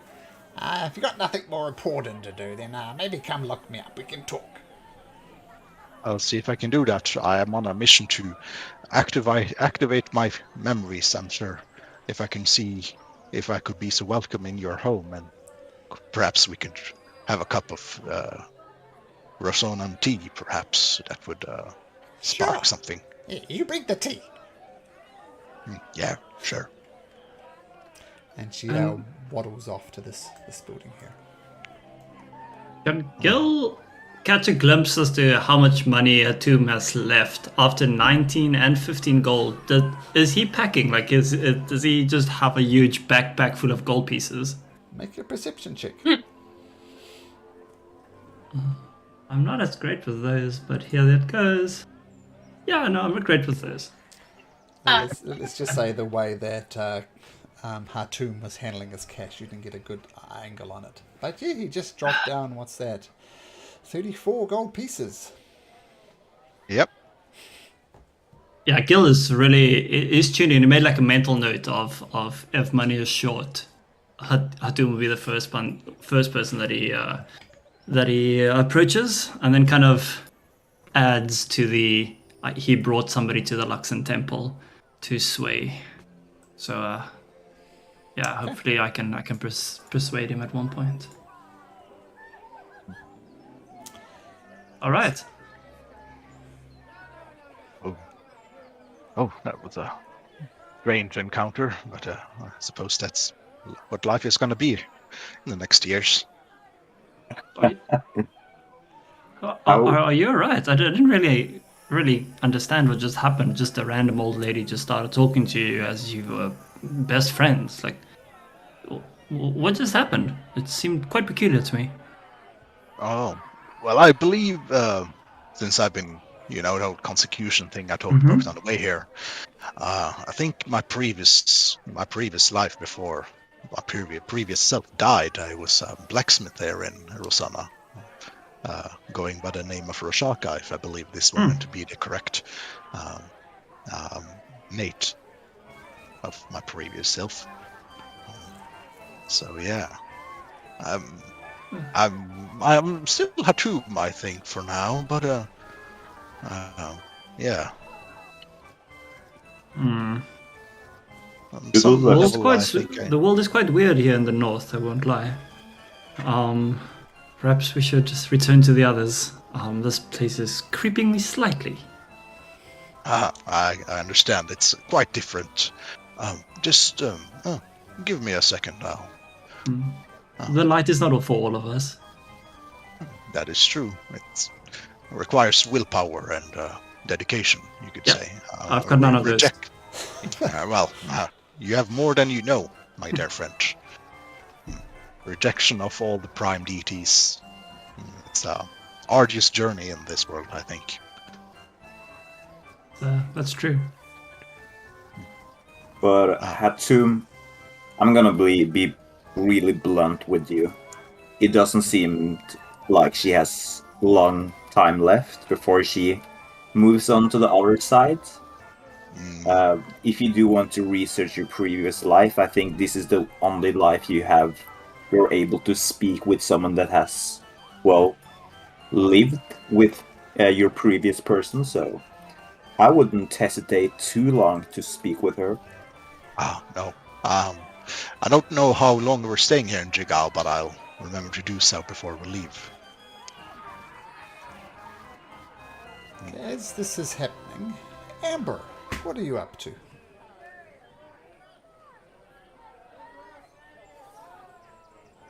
When they went off to the funeral area, Amber was heading out to the open sea area and kind of just resting a bit. And if she saw the sharks coming back, she'd make good on her promise and head out with them to get a better meal that's away from the town.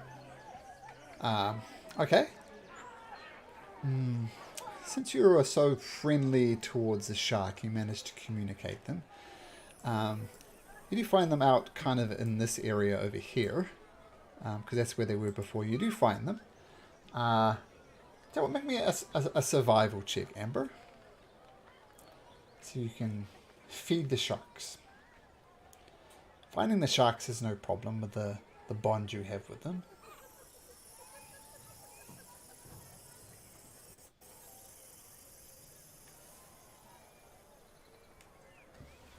Team. Yep, that's reasonable. You do find them some fish and other bits and pieces, and there's not a lot of fish around here. You get the impression that Jigao kind of fishes it out, maybe to the point of overfishing, but you do find some fish for them, and that they greedily rip it to shreds. And despite the blood from the fish and everything else going on, they don't attack you. You have done the impossible, Amber, and you've befriended sharks.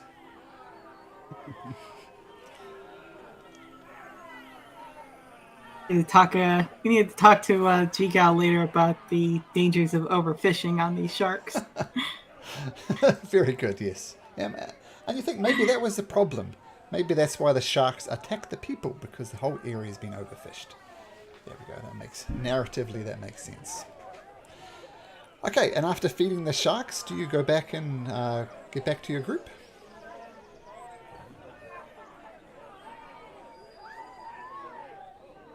Assume they probably said where they're going.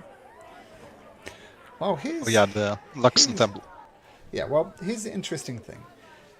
With the time that Amber spent hunting for sharks, the time to make the funeral arrangements and drag the body over here, the Festival of Merit is starting to close down. I know you guys haven't done this one. You might still be able to go over there and convince them to give it a go, but it is starting to close down. Is the main show like at the main stage happening? I thought there was like an event or something at the end of. Oh yeah. The individual booths are closing down, like the pie eating competition is closing down, the arm wrestling is closing down, and everybody's starting to gather where the horizon back turtle is up. You see some stages going up. So this is where the culmination of the Festival of Merit will be, where the mini horizon back turtles. And you notice the horizon back turtles are being ushered off to the side to give people room. Did we go to J4? J4, I think you did. I think that was the arm wrestling. Yeah, we did. Oh, really? We did that. We did that after the Horizon backs. Yeah. Yep. J4 was arm wrestling. J1 was the pies, which you did. Yeah, J2, We went up here. J2 was the Maze. maze. Mace, yeah. J3, well, less said about J3 the better. J4 was the arm wrestling competition, which you've done. J5 you haven't done, I don't think. No. You definitely herded Horizon backs at J6. Riddles and rhymes at J7. Yeah, that's right. It's And just J- J5 that left. Yeah. Was And starting J8 to is the pick up. temple. Did J8, J8 right? is the temple. Yeah. Alright. I'm gonna say to the Yeah, I think we others that just have. We just have J5 is the only one that's left.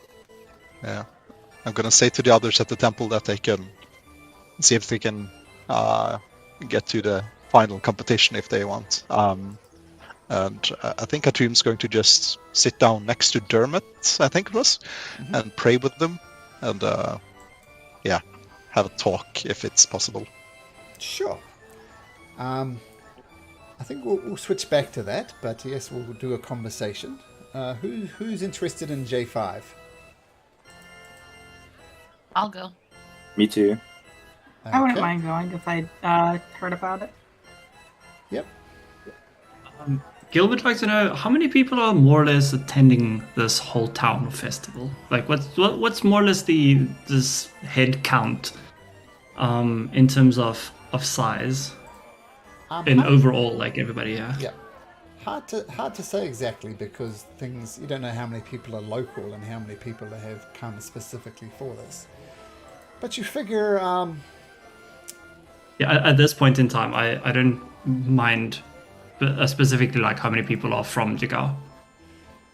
You think at least 1,000 people have been brought in, specifically have travelled from all across the lands to come to this place in particular. So there's lots of people, in other words. Okay. In that case, Gil would go to the main stage, and he would. Where on earth is that? The main stage is J6. He would like to. Why can't I find it? He would just like to prepare for the Ballad of the Grinning Fool. He might not get anything since we're quite far away from any Menagerie Coast or Dwendalian Empire places, but it is quite a big place. So yeah, we'll just kind of set up shop for a special ballad. Okay, cool. Okay, so who's going to the wetlands paddywhack then? I'll go. Go. Me too. Yeah, me too. So Kaylin, Amber, and Cadus. Yeah. Anybody else? Hatum's praying Sigvard. You coming along? Sorry, where? There's a competition. The last competition you can do happening up at J5. Looks like some type of harvesting competition. Peasantry, you mean? I would try to, if it's possible, to just go find inn where I can drink some wine whilst they do their lovely gathering of herbs or whatever. Okay. Gil's... Okay, so that's everybody covered. Amber, Cadus, and Kaylin, competition. Hatum praying. Sigvard drinking. And Gil getting ready to put on a performance, it seems. Okay, so I'm going to swing you over to this map. You should be able to see it even if you're not in the competition. And you see some goblins starting to set up shops. There's some orcs and some drow just kind of wandering around as well. I'm sorry. We need to close up shop now. Sorry. Are you closing already? Well, the grand ceremony is about to happen. Boy, do you especially want to do some harvesting? Yeah, I'd like to try my luck. Make a persuasion check. I don't mind trying it. Are animals allowed? Oh, well, let's make a persuasion check at advantage with Amber chiming in. Oh, okay, nice. So roll again. Persuasion. One better.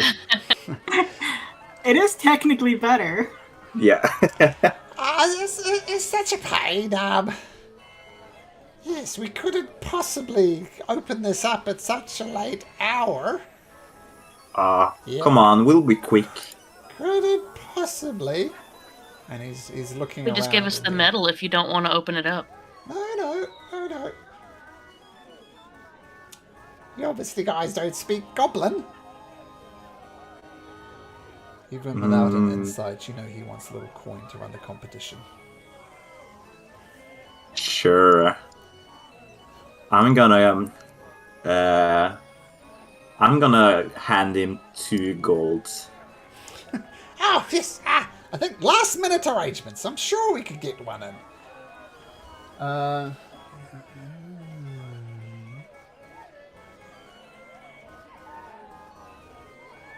Okay. I wasn't just reading your grinning fool thing there, Gil. We'll get to that. Okay. So, this is a very simple competition. What we need is a teams of 2. You orcs, you can form one team. And you drow, you can form another team. There's a competition between 2 people. So I'm not sure which 2 of you want to compete. But here's how the basic competition works. One person is the harvester, gonna chop down the grain, and the other person collects the grain. The first 2 get do 15 feet worth of harvesting winds. So you need someone a bit strong and someone a bit dexterous. So, take your picks. Should we I don't- be strategic about this, or should we do rock, paper, scissors? I'm down to be strategic. I mean, Yeah, sure. I don't mind being fine. the gatherer if somebody wants to harvest. Well, I was thinking about turning into one of those farm animals from Ankara, but I'm not sure how good they are at cutting rice. well, Hey, I Are you could good at cutting, Caleb? I'm not. I'm not really sure. I have some strength, but I'm not really the most dexterous person there is. Then yeah, I mean, you could handle the chopping, and I can handle the gathering part. Yeah, sure. How do you feel about that, Amber? Fine. Okay, so we have Kaelin and Cadus.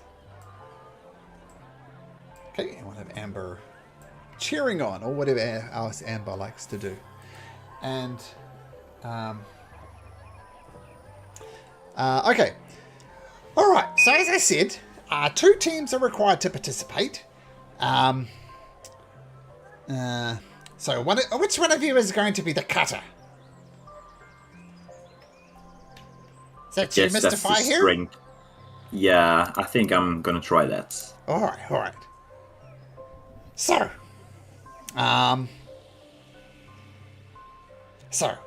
well, on your backs, get set, go!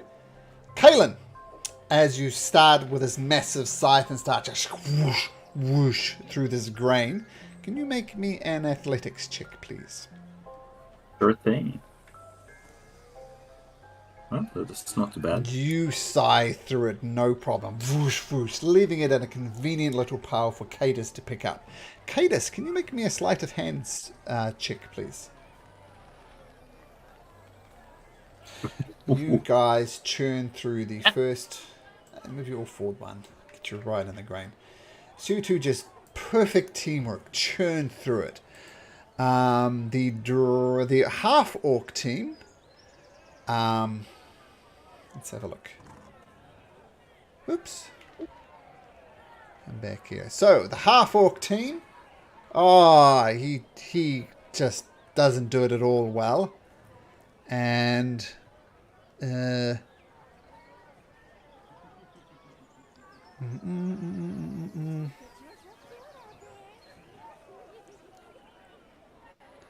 Okay, so he does a terrible example, just completely thrashes it up.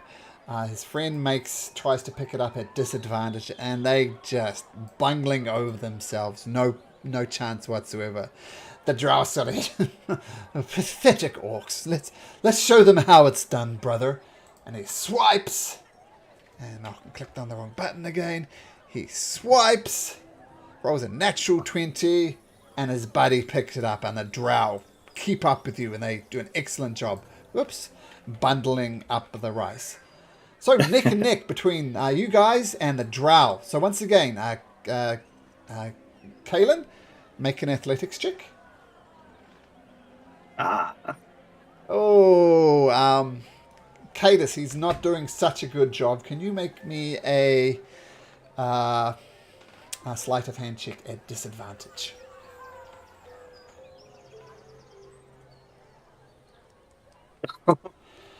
Ouch. Just an absolute mess. Just chopping, getting nowhere. The orcs try and catch up. Oh, keep on clicking the wrong button. The orcs, yeah, they're not doing it all good teamwork. The drow come back, and the drow nail it, and they pull ahead, doing a full 10 foot of rice. Swinging back to Kaelin and Cadus. Kaelin, start chopping some more with an athletics check. Alright, no worries, we're Amber's, just getting started. Amber's going to... We're trying to cheer him up. Don't wait. It Cheer him worked, up. Don't wait, guys. You got this. Cadus, sleight of hand. Oh, Amber, Nice. you are the difference. Churning through. So, yeah, Kalen, you chop the grain and Cadus scoops it up. Fantastic teamwork. The orc starts shouting at each other. You bloody idiot. Just chop I'll chop it. Get out of my way. And they swap things. And they do advance. They're going to get disadvantage on their next roll, though, as he starts stumbling over each other with a 1. The drow. Button again. The drow. Stumble. They don't get any progress whatsoever. Swings back up to Kalen and Cadus. Kalen. Athletics check. Let's see if we're getting in the ring. Go, Cadus. Ooh, you fight. Let me see.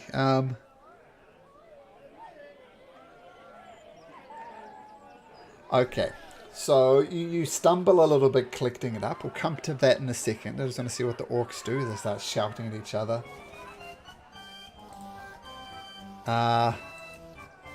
And they fail again, and they start fighting. I'm not sure how that will resolve, but one of them will win. Actually, 1-2, the top guy wins. This guy gets flat knocked back on his back as the guy punches him in his face and he collapses to the ground. The drow! Athletics check. Oh dear, not good. Tell what, if you guys succeed on... you're almost there. Good job, guys. You're almost done with your field. Make me one more athletics check there, Kalen. One more. One more, Cadus.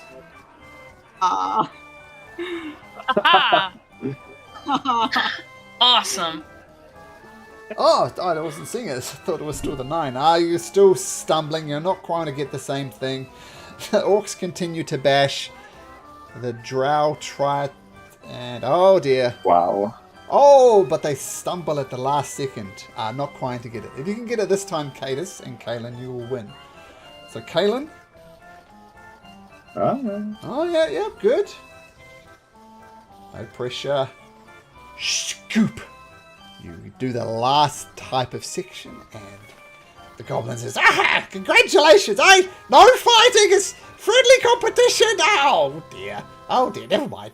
Anyway, I'm going to dash over to the competition, the closing ceremonies. Okay, have a good day. See you later. Give me my medal. Oh, the medal! Chad, sorry, my mistake. And you both get the Medal of the Wetlands for Cadus and Kalen.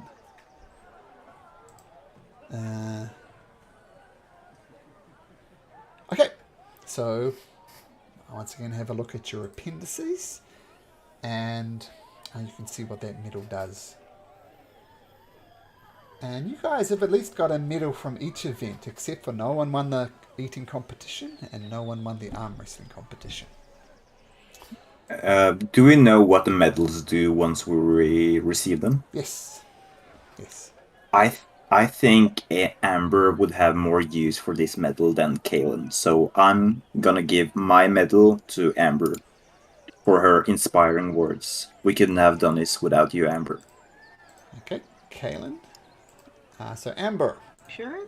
Now you have it. One Check out the less. middle of the wetlands and the appendices there.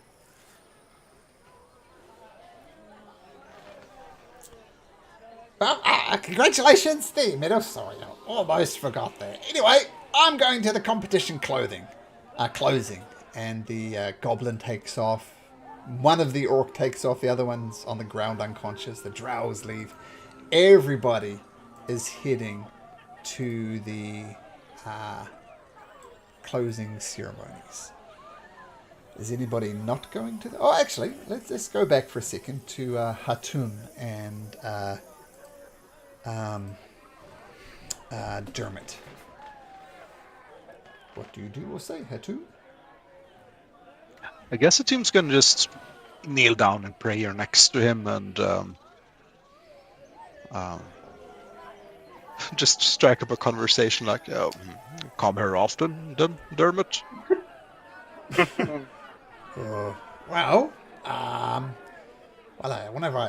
Whenever I find a temple of the Luxon, I find it's good to pray at them.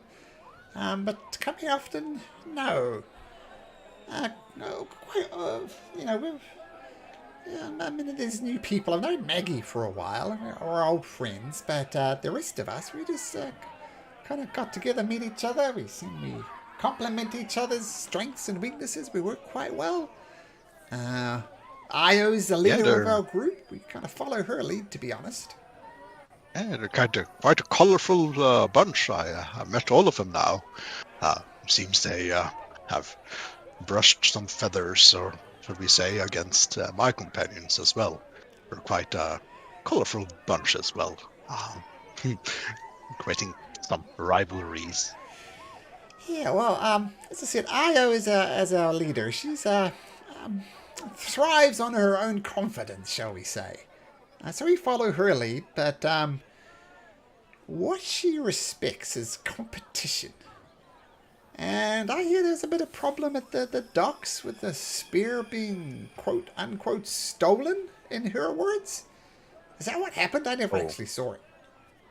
I guess how you interpret the rules, it didn't say, according to what we understood, couldn't take him from the others. Seems a bit too much hubbub about simple competition, but I guess some people are more competitive than others. She is the most competitive person I've ever met in my life. And I saw her, she's still fuming, complaining about stolen spears and, she did the hard work and just a thief in the night stole it at the last minute. She is pissed. Well, you know her pretty good. Is there anything we can do to alleviate this quote-unquote bad blood or animosity? She must... What is she like? Is there a type of beer, or a type of food, a sort of joke? As I said, competition is kind of her thing. Let me think.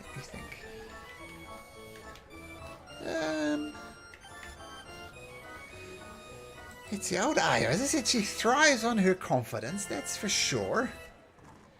Yeah.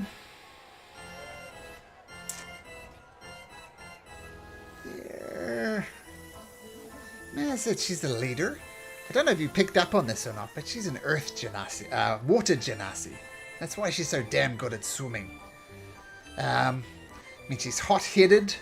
She makes quick decisions.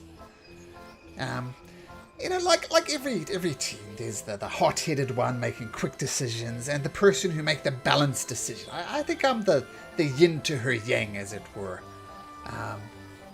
She'll make a rash decision and maybe I'll calm her down and we look at the pros and cons.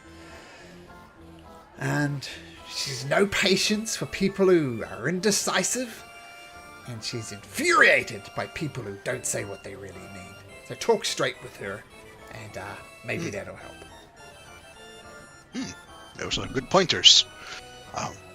Well, perhaps I'll see you at the closing ceremony or at the tavern. Well, we could grab some drinks and...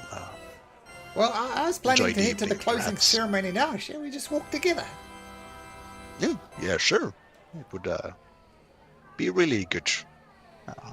It's good to meet someone of the same, should we say, religious denomination as myself. Of course. All these people who worship these prime deities. I wish they just knew how much better their lives would be in worship of the Luxon. It's such a shame. But I don't want to be too preachy. They're not worshipping the betrayer gods, at least. That's something. Yeah, that is true. Well, let's get going, friend. So you head off to the closing ceremonies, and Dermot makes his goodbyes and goes join up with the rest of the group. And you see the 5 individuals that you've met before: Dermot, the goblin, Maggie, the ogre, Ayo Jabi, the water ganassi, Irvin, the human, and Galsaliad, the drow elf. And I assume everybody's heading over there. Yeah. Okay. So the places where the horizon back turtle has been cleared out, and an elderly and a hastily constructed kind of stage has been set up, and everybody's gathering around, and there's lots of drinking and carrying on. It's all good natured though. There's nobody like drunken and obnoxious. Everybody just having a good time, and occasionally you see someone curl over from too much alcohol and just fall, and their friends pick them up, and they all have a good laugh. Very good spirits. And an elderly orc dressed in blue robes stands atop a platform of crates. He smiles at the crowd and says, "Mighty warriors, brilliant strategists, you have impressed us with your feats of strength, your incisive wits, and your sturdy bellies as well." And this gets a good laugh from the crowd as well. But the main event, as you know, is yet to come. Only 2 teams will be chosen to compete in this final challenge. Now, I've communicated with my friend here, Ursru, and we have made a decision. And these people will compete in the final challenge, a race to the Emerald Grotto, in the depths of which the greatest prize awaits. So, without further ado, the first group of individuals who compete in this competition are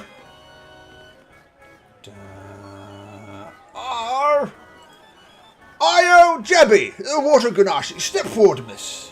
She strides forward confidently, fully expecting to be called, and she was called. And Dermot Werder, Galsaliad Ardith, Irvin Wastewater, and Maggie Keen Eyes. And they all in various ways go up and stand out on one side of the platform. So congratulations. The next group that were chosen is, and they call out 5 random names, and they go compete on the adventure and have a fantastic adventure, and that's the end of the campaign. Thanks guys for playing.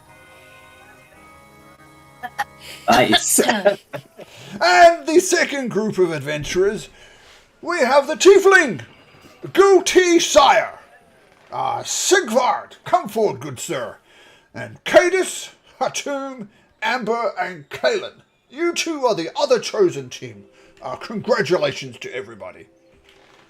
And as you guys wander up on stage, and, you see Ayo and friends, respectful nods, some odd glares. And he says, so, the competition is quite easy. First of all, I must point out that this is an underwater challenge. Now, I suspect many of you cannot breathe underwater, but we have, shall we say, accounted for all possibilities. Just before we start, I would strongly recommend you have a drink of this. This will enable you to drink underwater. So please, drink this just before the competition.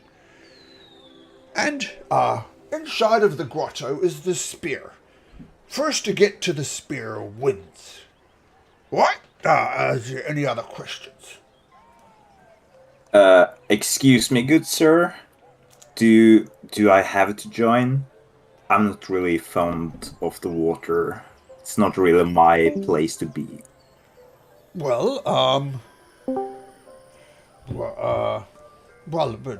that's up to you, of course. But you will have this potion of water breathing, but you can stand it out if you like. Yeah, I do like. I'm not having any difficulties with the water. I'm not particularly fond of it. But would it put my team at a disadvantage? You'll be okay, Kaden. Sometimes we need to expand our horizons. And dip Maybe our on toes the in the level water. water. We'll But dip our wa- toes in the water. But the water feels so dreadful. I hate the feeling of being wet. And It's my ex- ear. Oh, It's exposure therapy. The more you get to dip your toe in the water, the more you want to dip your toe in the water. well, what about you guys buying me a beer if I do go into this dreadful water? Ayo, I'll see what. Ayo here's what you're saying, says, if you're too chicken to compete with us, maybe you're better drinking a beer. Excuse Is yourself. Ayo. There is no shame in being a coward. Which one is Ayo again? Ayo is the blue water ganassi. Oh, the one water with ganassi? one, yeah. I'm just gonna look over at her and be like, well, if we were going into the fires, it wouldn't be a problem, but each to their own. And I'm gonna ignore her if she says something else. Well, I would What equally happens if go we're into the down there and fire. our potion works? Yes, you would be able to breathe underwater. I mean, if you're a coward, that's fine. Just admit so and step aside.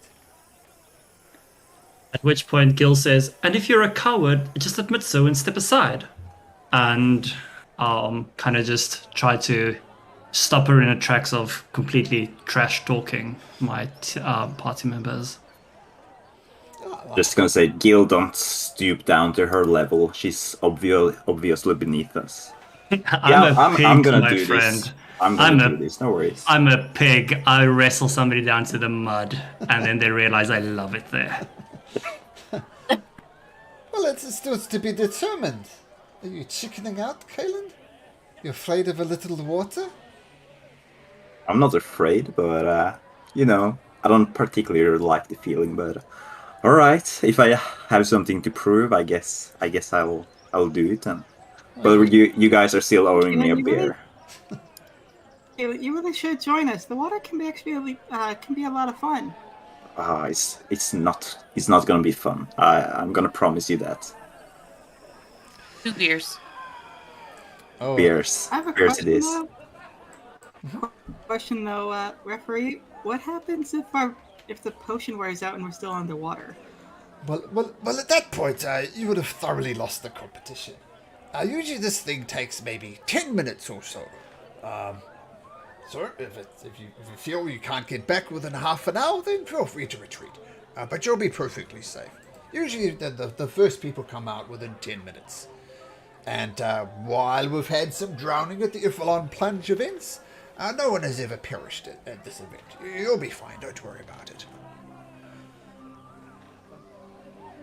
Technical, mechanical question. Can you cast spells underwater? Verbal components? Yes, you can. Because the only complication normally is that you run out of breath when you cast them. So you usually have the amount of time you can spend in the water. That is greatly reduced when you cast a spell, because you're basically giving up the air in your lungs. In this case, though, because you have a potion of underwater breathing, you can cast spells perfectly fine. Cool. Thank you. Okay, and the goblin Ursha says, "Oh, okay, follow me this way," and he leads you to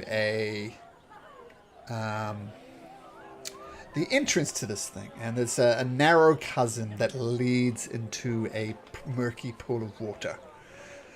So, this looks like a pool of water, but this is the start of the Emerald Grove. When I say go, the competition will start. And, okay. Can everybody make me a dexterity check, please? As you all, I assume, dive and jump into the water. Can we do some preparations before we go into the water? Sure. So just make your dexterity checks now anyway, and tell me what preparations you want to do. All right. Can I use acrobatics for this, or is it just... No, straight Because I've dexterity got- checks. Okay. So then my jack of all trades apply. Okay. Well, there we go. It's good anyway.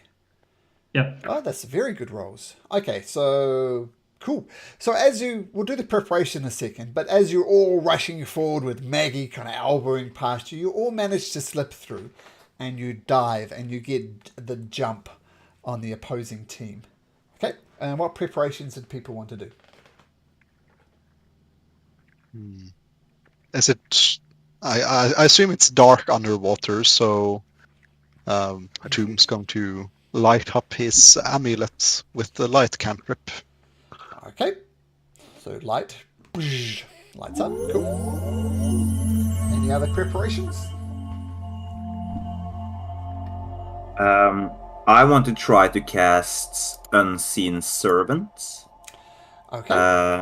And I wanted to follow me and try to, well, it lasts for 1 hour. I'm not really sure if it's going to be useful or not, but I think it's a good thing to have close by.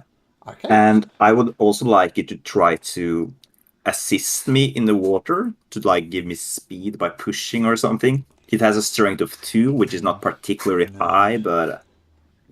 We'll see if it comes into play, but that's a very low strength score. Yeah. Okay. Any other preparations? Gil just kind of puts his harp like against the tree nearby. And as he won't be able to do a swimming race with his harp bow on his back. Okay. I'll use my medal of conch or whatever. So my swimming speed is the same as my walking speed. Okay, cool. Ooh, lovely. Okay. So, you all jump into the water. Okay, and yes, you get the jump on people as you do the preparation. And you jump into the Emerald Grotto, splashing down. Now, I know... Who was it? Was it Kaelin? Oh, sorry, Amber or Cadus who used the medal? I guess it was Amber. Cadus. Oh, it was Cadus. Okay, cool. So swimming speed equal to your running speed. Okay. So we're going to have it like Cadus is a little bit ahead. Now, you probably see this on the map here, or hopefully you do. Because this is a little cramped at the start, I'm going to take this as being you guys. And the Ayojabe token is going to indicate where the other team is. Otherwise, it just gets a bit too chaotic and busy. But regardless, you jump in and you splash through the water. And as I said, you get a little bit ahead of Ayojabe and you enter this room here. Now, as you dive through the cave entrance, now you're not fully submerged. You're looking around, you're fully water. You kind of reflexively hold your breath, but eventually you can't hold your breath and you take a breath of water and the potion is working perfectly. It's a little bit unsettling, but it works. You're perfectly safe. Now, as the light trickles in from the grottos, the light that trickles in from the grotto entrance is blotted out by thick patches of kelp that fill this underwater chamber. But Hatum, with your light cantrip leading the way, just boom, you can see perfectly well. And then the tops of these kelp fronds brush the ceiling. Between the stalks, you can just spot a glimmer of light coming from further ahead. Now, can you all make me an athletics check? This is going to be a group check. So everybody make me an athletics check, please. Can Hatum cast enhance ability on himself while he's diving down there? Is it a 1 round casting time? Yes. Sure. What ability are you enhancing, Hatum? I'm enhancing my strength. So bull's strength. Okay, so enhance ability. Cool. Advantage on strength checks and carrying capacity is doubled. Yeah. Okay, so excellent. So make your athletics check at advantage, Hatum.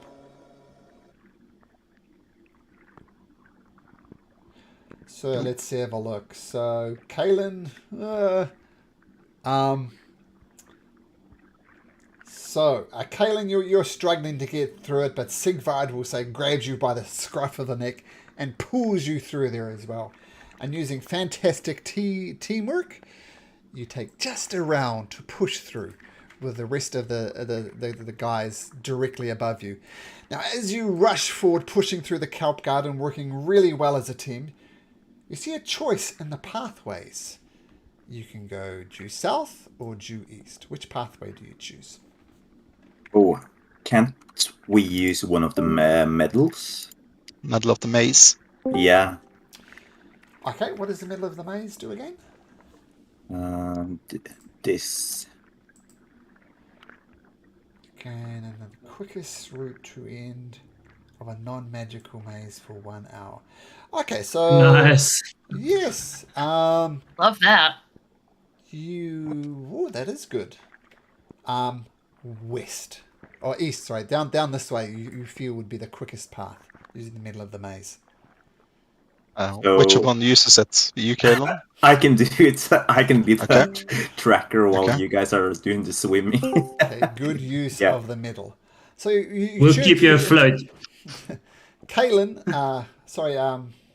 Cadis leading the way with her enhanced swimming speed. As you go through, holding your breath, once again, the cabin is fully submerged. And you emerge into this chamber here. You look behind you briefly. You notice Ayo, Jabe, and friends are taking the other one. They're going to the south. So you're on separate paths. How will this work out? Well, we shall see. But the wall, ceiling, and floor of this chamber are covered in bioluminescent algae, which emits a faint bluish glow that dimly lights the wide cavern. Two large jagged stone pillows, also coated with algae, stand at the opposite end of this chamber.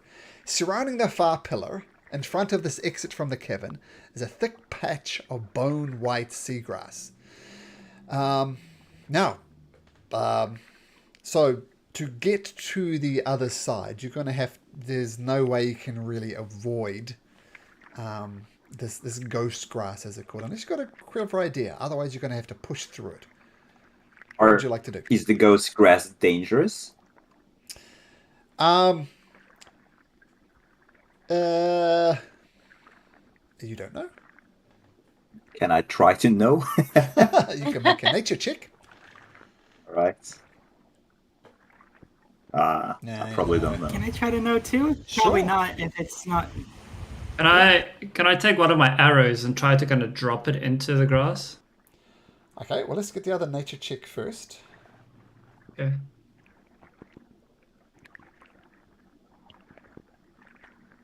Well, we rolling? Oh well. Maybe to roll over The onto nature check for. Amber. I can actually use. Yeah. Yeah, Amber, you do recognize it as ghost grass. And I'll say you know this about it. It's carnivorous. And who was it? Gil, I think you're going to throw an arrow into it? Yeah. Ghost grass wraps around it. Okay. There's no way to just swim past it. You can absolutely swim past it. I'm going to say, though, as you're sitting there casting various nature spells, studying and throwing arrows in, it's costing you time. So Yeah. everything you do, I'm going to be like a little time tracker here. Ajumi is going to swim past. Can he just get close and just push them aside to leave an opening for the others? It closes pretty much right after you. It's very thick. Oh, okay. Gil will just start swimming. Okay, well, let's start with Hatum then. Yeah. Same. Yeah. Okay, everybody who wants to swim Amber. through the ghost glass can make me a dexterity saving throw. So unless you've got another plan, you have to make a dexterity saving throw. I'm going to say, Cadis, with your enhanced swimming speed, you could do this at advantage. Okay, so good. So let's go through them. Amber, you swim through no problem. Go through. Cadis, with your enhanced swimming speed, you get through.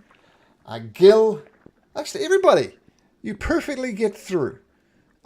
just dodging it left and right, which is excellent. Amber as well. No.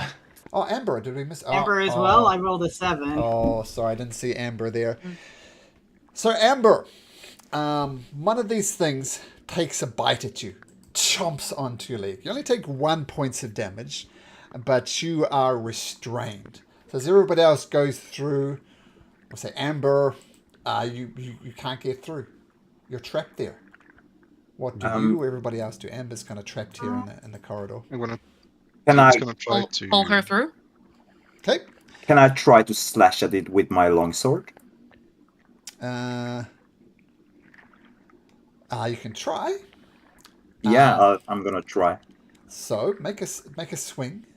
Just make a general attack roll with your sword. Oh, nice. Technically, it's a disadvantage as well because it's hard to swing a sword in the water. But a 6 is going to miss anyway. And who is trying to help use a Amber? trident. I would like to try to pull her out, yeah.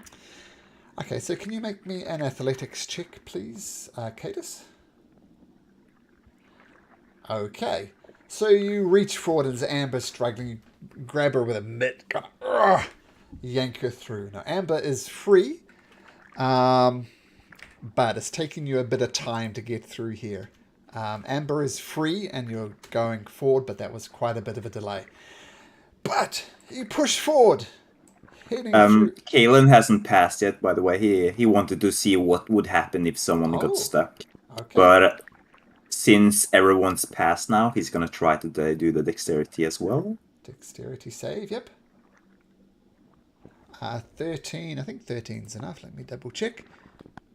Yep, 13's enough. You push through as well, Kalen. So it's just a slight delay with Amber getting stuck. But you push through into the next cavern. And you see, this tunnel opens up into a cavernous space. Rays of moonlight shine through a wide crack in the ceiling, which sits 10 feet above the water level. One side of the chamber is covered in the crumbly and muddy remains of a landslide. As you swim into this area, ripples curse through the water as more rocky debris starts to slide towards you. So you're kind of caught up in an underwater landslide here. I need another dexterity saving throw from everybody, please.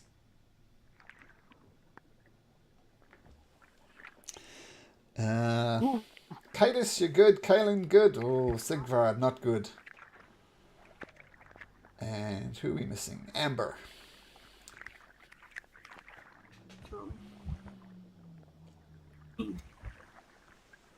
Amber, you just get out the way. You still take a few rocks and stones to the head. But Sigvard, you get absolutely pummeled by these things. You take that much points of damage. Oh, look at that roll. I'm going to roll that for ability score. So 16 points of damage, Sigvard. And everybody else takes half of that. So you take 8 points of damage. Is anybody concentrating on anything? I think you're concentrating, aren't you, Hatum? Yes. So make me make me a constitution save. Oh, just maintain your check on your ability check. Yeah.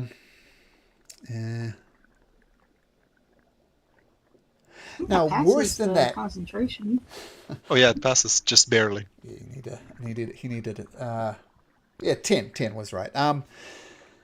Now, it gets worse because the landslide has kind of covered up the exit. Oh, Hatum is, in that case, with his, his doubled carrying capacity is now at, doubled. He should be able to carry up to almost 780 pounds and push dragon lift around 1400 or so, 1450 or yeah. Okay. I would like to look for it. Is there another exit? Well, whoever wants to look, I tell you what, with Hatum, with his massive enhanced ability and his pushing through things, he's kind of making it easier for everybody. So those who are looking can make an investigation check at advantage. gonna help Hatum open up the collapsed exit with his belt. Sure. Ah, this doesn't really matter, but you do. Two things happen. One, you notice a way forward through this way, which is great. The second thing that you notice, we'll say, Gil, you notice this. There's a little cavern that the landslide has revealed up here. And you glance at it, and you see a corked potion bottle floating around in there, and some type of spell scroll tube case thing. You could grab it if you like, Gil, but it will I'll delay swim you. over and then grab that and put it in my backpack. I assume I'm swimming with a Okay. backpack. Okay. Okay. Yep. So you grab it. What it is, don't know. That's perhaps a question for another time. But just note, you got a spell scroll and a potion from E5, just so I can backwards reference it. Oh, Okay. So yes, you spot it. Swim back, grab it, pushing on through once again. Coming round this way. And in this room, there's a school of the fish. There's a school of tiny fish. Their tiny bodies shimmering in the deadlight. Swirls in a formation like an undulating silvery pillar. Didn't read that very well, but there it is. What would you like to do? stealth. Can I try to tell the group to just be quiet and like leave them alone, and then maybe try to talk to the fish using speech of the woods to kind of convince them that we mean them no harm? Okay. Yep, you can. We're going to switch into actual character tokens now. Who did I miss? Two. Hatum. Hatum. There we go. So we'll And say Gil. all Hatum and Gil as well, yeah. Oh, sorry. It's counting the fish as one of them. So you all rush forward into this cavern. I'll show you what these things look like. They kind of look like piranhas, but they're called quippers. So what do you do? So Amber, you're going to try and talk to the quippers? Try to convince them that we don't mean to disturb them, and telling the rest of the group to just try to sneak past and don't bother them. Okay, so you're going to use your woodland speech thing? And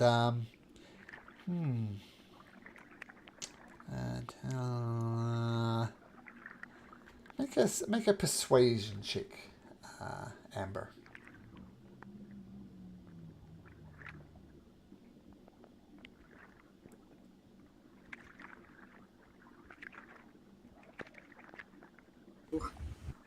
Oh yeah, Not very persuasive. yeah.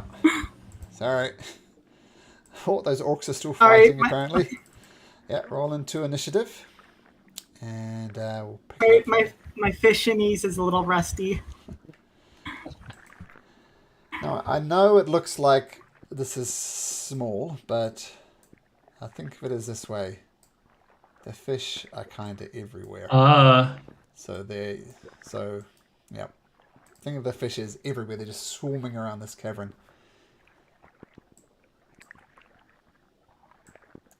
Ouch.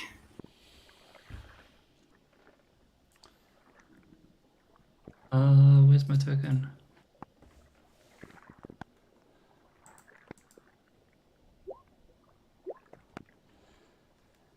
Okay, I think that's everyone. Should have 1, 2, 3, 4, 5. Oh, the swarm of kippers go first. Look at that. That token is huge. It's a big token marker. As I said, they're kind of everywhere in this area. I'm going to make this completely random. Guild 1, Sigvad 2, Cadus 3, Hatum 4, Amber 5, Kalen 6. It is 6. Kalen! Who was the person who got pummeled by the rocks? Oh, that was Sigvard, wasn't it?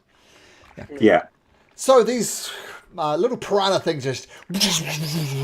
Do you have all your hit points? Oh, you don't. So it's going to get this at advantage. They go into a swarm and around you. And they take a big chunk out of the side of you. And you take 13 points of damage. Wow. Kalen, as it takes Wow. This thing's just thrashing around everywhere. Gil, what would you like to do? He would like to use his movement, which is half now because we're in water, Yep. right? Yep. Okay, so that would be his full movement to get straight in the middle of these peeps. And he will use the dash action to swim past. Yep. Yep, so you can move 30 squares. Absolutely. They will try and take a bite out of you, though. Yep. So this will be their reaction. Whoops, where's my Swarm of Kypris? So as you go through, just trying to push your way through. Oh, they take a bite out of you as well. And you only take 9 points of damage. As they chomp, chomp, chomp, chomp, chomp. And yeah, that's as far as you get. Okay, Cadus, what would you like to do? I am going to create a ghostly skeletal hand and use chill touch. I'm so glad you did chill touch. So, yeah, so it's a roll to hit, I think, isn't it? Or a save? It misses. It's a save. It misses, but Yeah. I also added this cool little spell effect for chill touch. Ah, that's sweet. Okay, but the chill touch, the ghostly hand comes out. What heart do you grab all with the kipper? It's hard to say, so that's why you miss. Stay there, Cadus? Yeah. Okay. Sigvard! Already severely beaten up. What do you do? I guess. So if I move to here, I get attack of opportunity, even though it's kind of in the zone. I'm Well- not sure how that works. Well, this is how it would have worked. There's a 50-50 chance when you move inside of the swarm that they get an attack of opportunity. Thankfully, your good buddy Gil has already sacrificed their reaction. So, bottom Okay. line, no attack of opportunity because they've used the reaction. Even I'll appreciate that and dash away. And as you dash away, you look and you see a huge shark with a spear in the back of it. I don't know if I explained this very well, but I also see an amulet kind of attached to the shark with the spear. This is the amulet that you need to win the competition. I don't think I explained it very well, but the goblins show you the amulet. Say, "Hey, look for this! Get this and you will win!" And you see the shark. Big shark. With a spear and the amulet attached to it. So that's what you see, Sigvard. Hatum, what do you do? Bonus action can just cast Shield of Faith on myself. Sure. Alright, that's all. So Shield of Faith goes up. And yeah, you're concentrating on that. And remember, +2 to AC. Okay, cool. Hatum.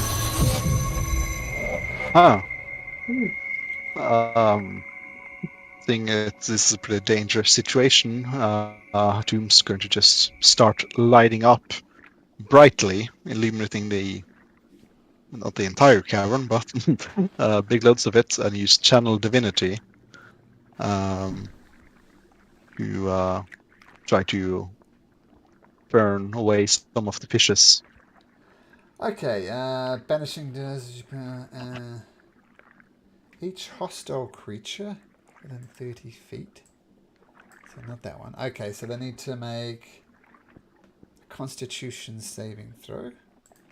Swarm of Kippers will roll a 7. So yes, 16 points of damage. So as your holy radiance goes out, the Kippers start screaming and yelling. Some of them kind of just burst into chum. And yeah, big hit. And I'll stay there, seeing as Kalen is pretty hurt behind me. Okay, Kalen, what would you like to do? Oh, don't you worry about Kalen. He's gonna use his bonus action, second win, Okay, cool. and get 10 points HP back. Nice. And he's gonna swim to this location Sure. And I'm going to cast Whisper's Hand of Darkness. Okay, dexterity saving throw. They're pretty good. Oh, they rolled a 21. Oh, Half as much damage. So 3d6 halved. yeah. 3d6 half. Let's roll them in here. 13, so down 6 hit points. Yeah, so the shadows go through and get some of these kippers, and they look confused, and then they suck in the whispered darkness, and they disappear. They look severely weakened. So I think they'll be your turn with your movement bonus and action. Amber. Yeah.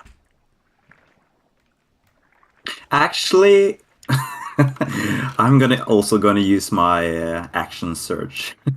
Sure. And I'm just gonna do a plain old swipe with my longsword. Okay, at disadvantage because you're swinging through water. 7. Swing and a miss, unfortunately. No good. You should use the trident. Yeah, maybe that would work better. I mean, it's a marine weapon. Yeah, next time. Is that true? Tridents aren't affected by underwater stuff? I don't know. I think so. Not sure. Wouldn't any piercing weapon not be affected? Because you go with a piercing motion, which Yeah. is, you know. Let me confirm this, actually. Underwater combat. That's why people using spears for fishing, as an Yeah. example. No, I think I must have. Okay, It's all here it is works. So you have a disadvantage, and you don't have a swimming speed. So if you have swimming speed, you're fine. None of you do, though. You have disadvantage unless the weapon is a dagger, javelin, short sword, spear, or trident. Ooh, Nice. okay. So piercing, yeah. But not a long sword, okay. apparently. But those ones do. Well, good to know. A ranged Oh. weapon attack automatically misses beyond the weapon's normal range. So, like a short bow, I think, is 80 feet. You just can't shoot beyond that 80 feet. And the attack roll has disadvantage unless the weapon is a crossbow, net, or thrown like a javelin, including a spear, trident, or dart. So this is the second list is for ranged weapons. So crossbow apparently doesn't matter. Okay, but anyway, you take a swing with your longsword, Kalen. It misses. Amber. Unfortunately, I can't get to Gil at the moment because he's too far.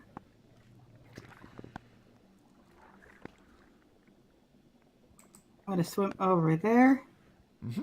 And using the butt end of my spear to deal non-lethal damage, I just want to kind of smack at the Sure. fish to kind of get them to scatter.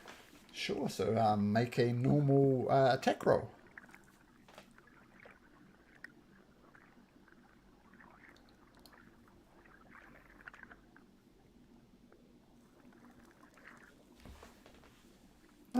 That is... Oh, there we go. 13 hit. 13 does hit. One-handed or two-handed? Oh, sorry, I should have specified. It'd be two-handed. Okay, so you get the butt of your spear and you kind of... It's not just one cripper. You kind of go... Boosh, boosh, boosh, boosh. And you get a lot of them are stunned by it, but some of them are still swimming around. Didn't quite get them all, Amber. And I don't really have anything on my bonus action, so that's going to be my turn. You could do an offhanded attack with your spear. Oh, that's true. Okay, so make another attack roll.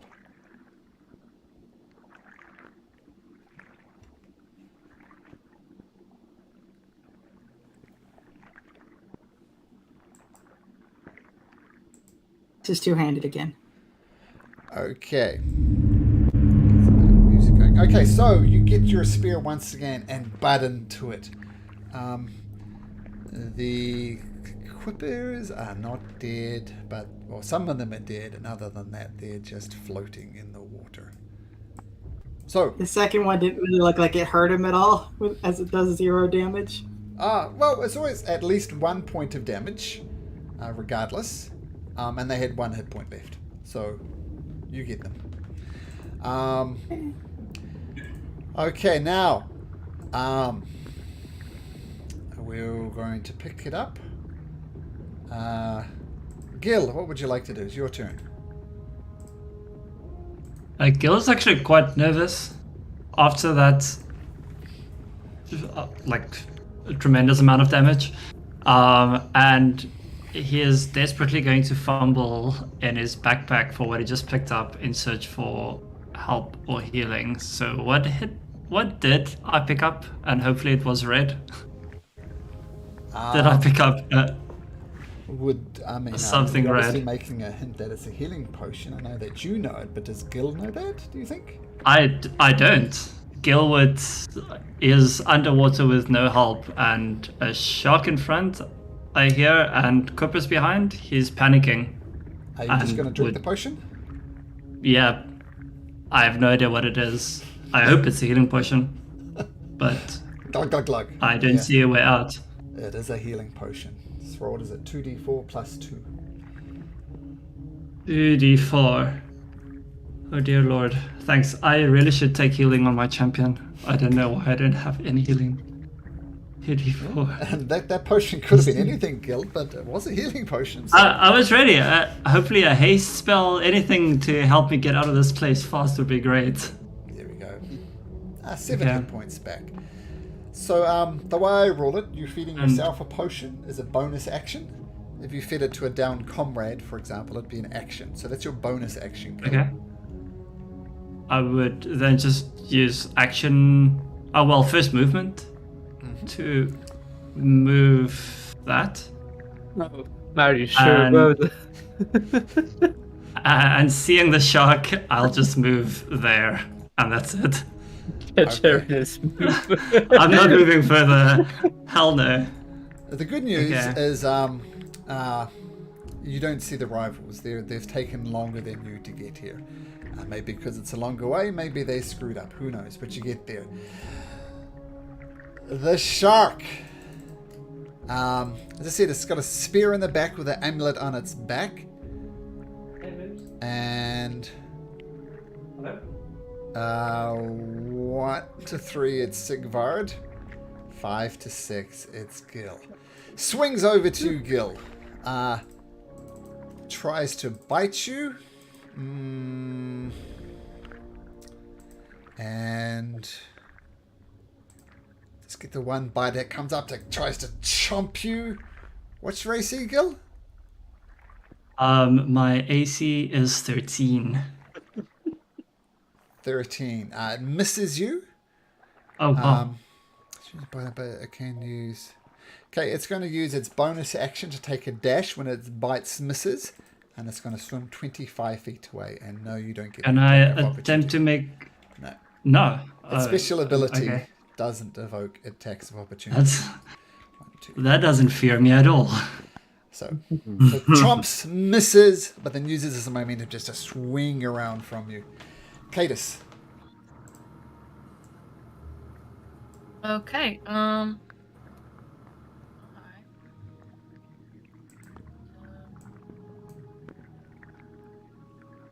Swim here with Sigvard.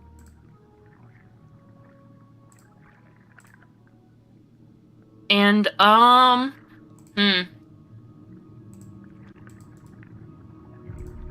will try to use Chill Touch on the shark. Okay. Get to click my Chill Touch button, which makes me happy. And Chill Touch, yeah, that absolutely hits. So 7 points of necrotic damage. And it can't heal, is that right, from Chill Touch? Yes, it can't regain hit points until the start of my next turn. Okay. Until then, the hand clings to the shark. Okay, cool. So can I just get this going through? Okay, so Cadus, you cast that spell. Feel free to move if you like. Sigvard. Right. Can I get closer to the shark?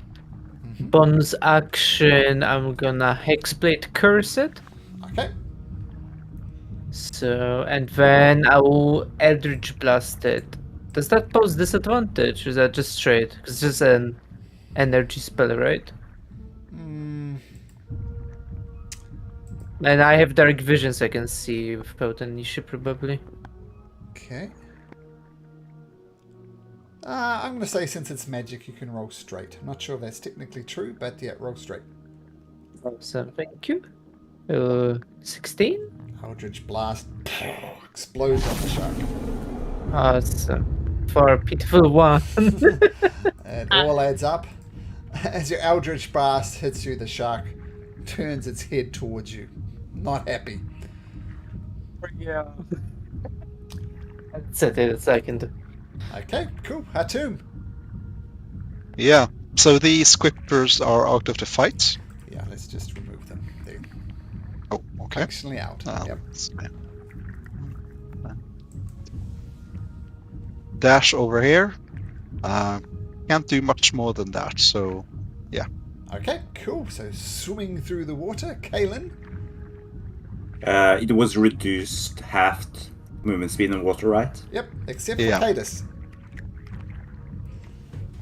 Alright, so I'm gonna go up straight behind Hatum. And crossbow can fire their whole range, right? Yep, so straight attack. Yeah. And I believe... Yeah, that's fine. Yeah, well Isn't within range. Cool, let's try and do some damage.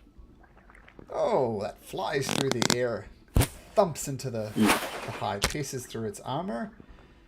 Doing Yeah. How much? 4 4 points of damage. Okay, this creature's going to die by 1,000 nicks. Okay, Caleb, very good. So you fire crossbow. Crossbow bolt still sticking out of it. Amber, you're up. Okay, I'm going to take a dash action and swim up towards the Hatum, and then dashing over to Gil. Yep, perfect. So it's just swimming, swimming, swimming. Any bonuses, Amber? I don't have any healing bonus actions, but as a bonus action, I will turn into a fox. Or more fox-like as I use my shifting trait. Sure. What does that do functionally? That gives me 5 temporary hit points, and then in addition, because of my race, I have advantage on wisdom ability checks, and no creature within 30 feet of me can have advantage to attack me. Oh, nice. That's a bonus action. Okay, form of the fox almost. Like it. Okay. Noted. Gil. Oh, wait a minute, that didn't actually go through. Gil feels quite scared, even with the party around, and he would like to make a perception check. Just, are there like any of the ghost kelp around? Like, we're all focused on the shark. Is there anything else, kind of within this area that could pose threat? Make a perception check, Gil.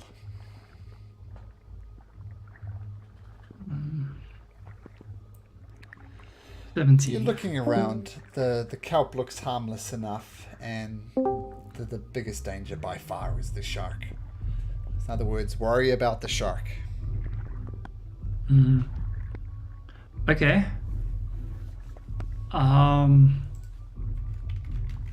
Gil will swim.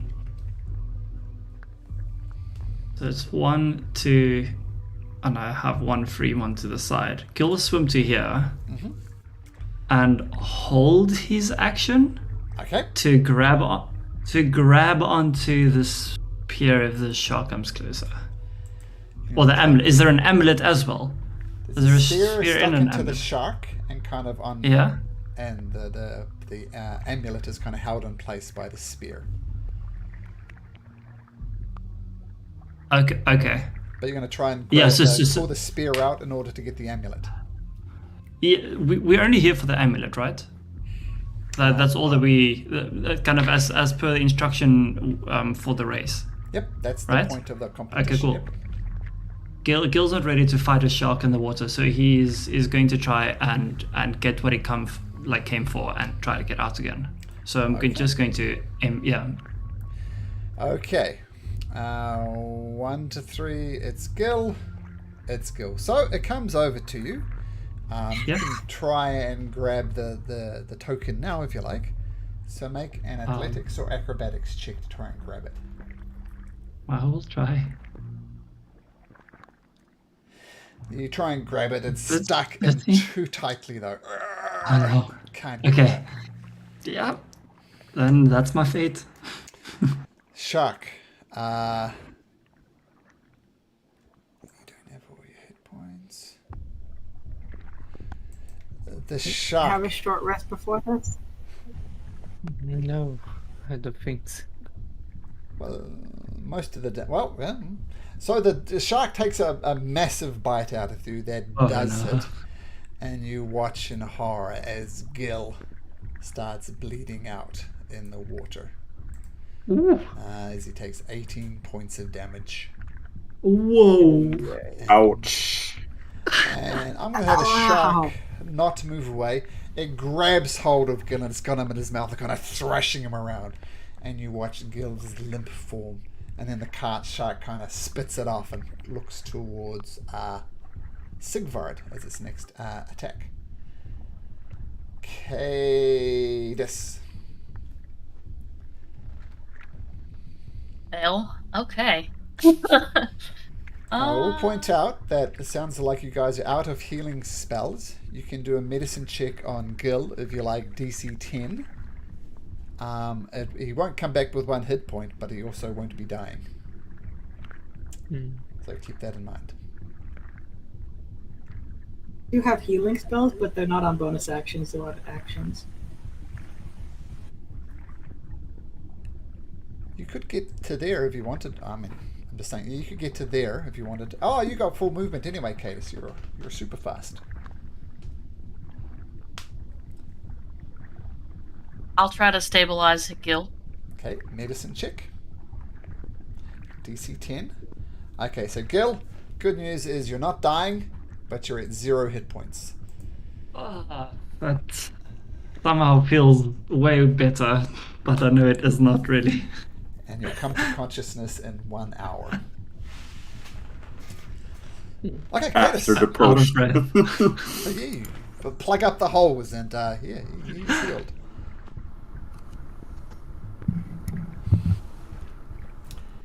Okay, nice round. And you swim over to there, cool. Sigvard, you've got a big shark next to you and he's just eating your friend. No, I'm gonna attack the shark with a longsword. Okay, well, are you sure? That'll be at disadvantage. Yeah, well, Eldritch Blast at this range would be disadvantage too, right? It's right next melee to you. range, yeah. So that would be in melee when you're doing the range attack. Because Eldritch Blast sure. range. Sure, Yeah. Okay, Yeah. that's not Range sure. attacks would be disadvantage in melee. Yeah. Takes So some I will sword trade swing. sword. Oh, amazing! That does Nice. Wow. it. Hell yeah. For how much is it? 8 damage. slashing. Okay. right. I will try to distract it from Gil's body, like move around it. Okay. Make so it nice. feel does- paranoid. Yeah. So as you What swim does past, the, you uh, slice along the shark and flank it with Gil. Okay, nice. So was that Hatu? Does the So, does the curse do something? no, curses. If I can crit on 19, and if it dies, I get temporary hit points.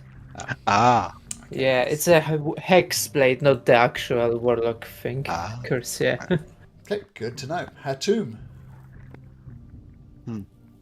a tomb is going to 5, 10, 15.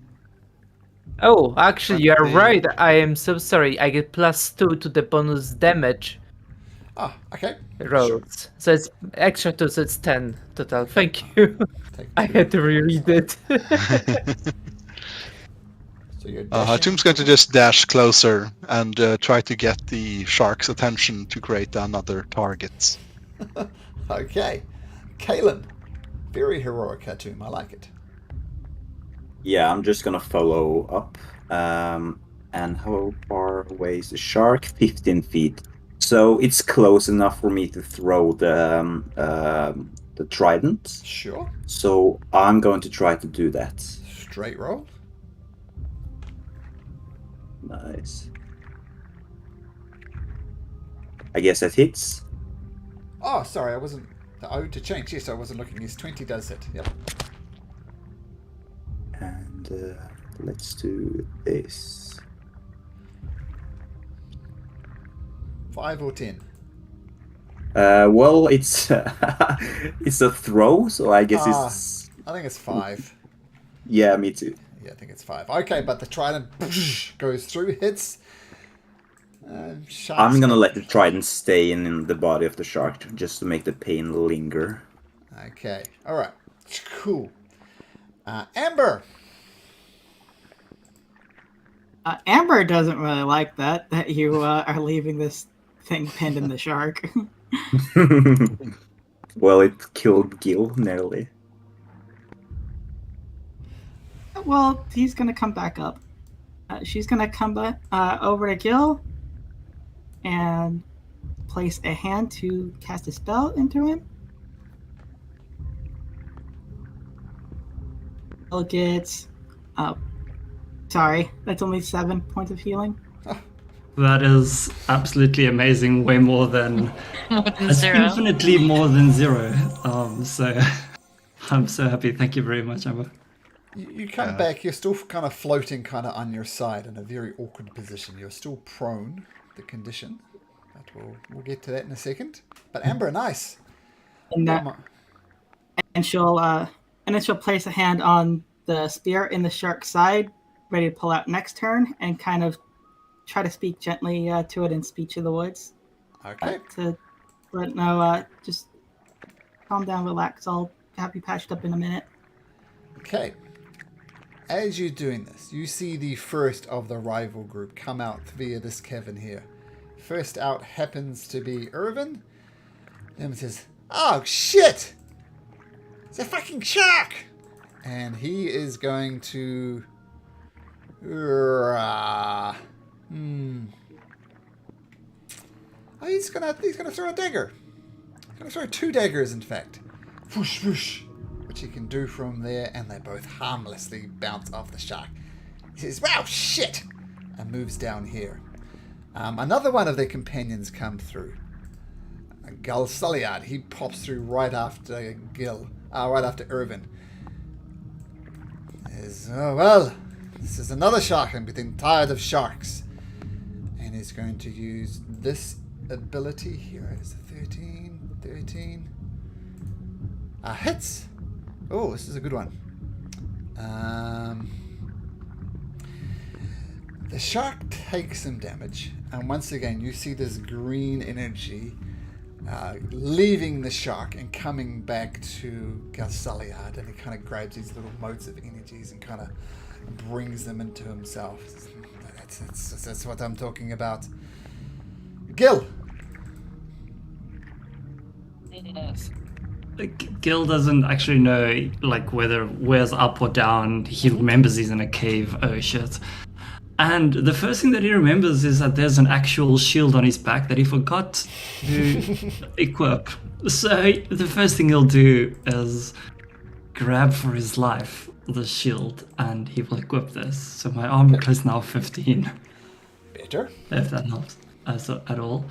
And I will assume a non-prone position of swimming. I don't know how that works. Yep. I don't know how that works either, but you're no longer prone.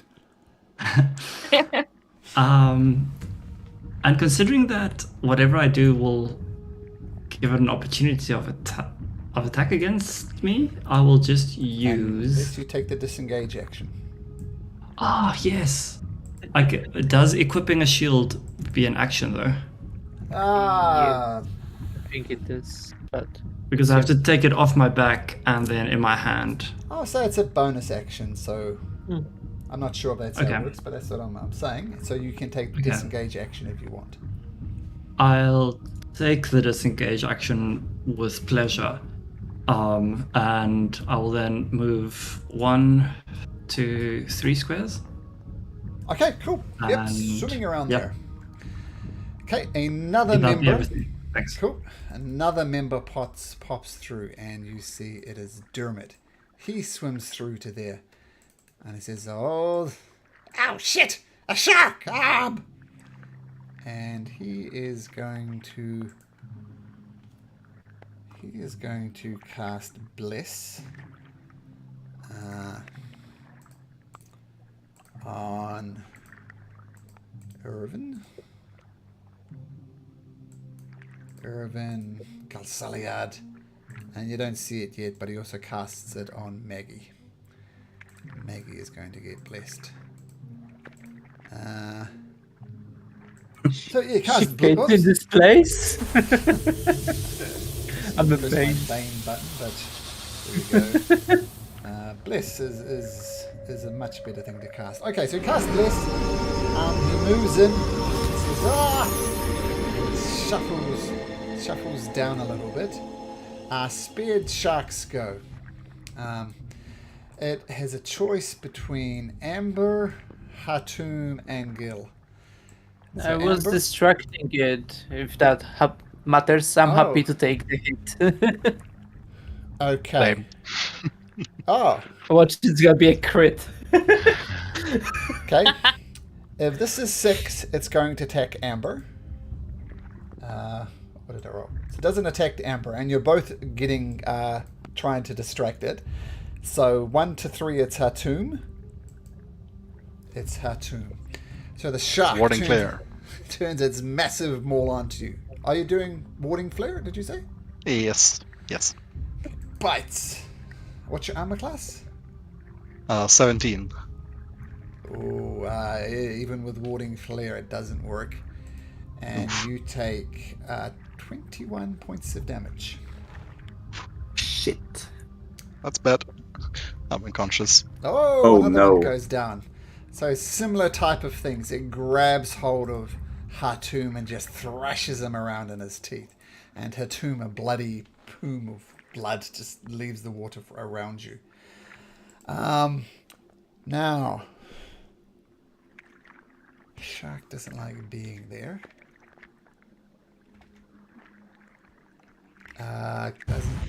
Okay, this will evoke an attack of opportunity. Amber and Sigvard, you can attack if you like. Yes. Having my hand still on the spear, can I try to pull it out as it swings away? Sure. Make this is going to purely be strength, so we'll say athletics check.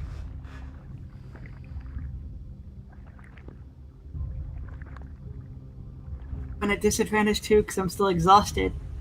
No, the exhaustion from the swim wore out pretty much as you left, so no one's exhausted. Okay. Yeah. Shark's too powerful. Doesn't matter. Swims away. The longsword though does hit as you swing and it digs deeply. Roll damage for the longsword. Damage is 8. Then 8 with your hex, yes. yeah. Okay, the sharks. Whoops.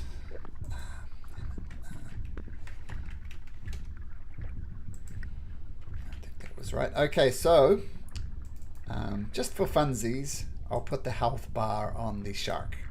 So if you see the shark, you'll see a health bar and you'll see how healthy it is.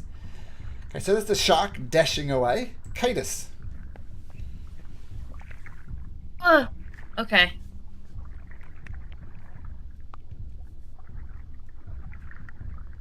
Can I try to cut the amulet off the spear, like with whatever it's attached to this thing with?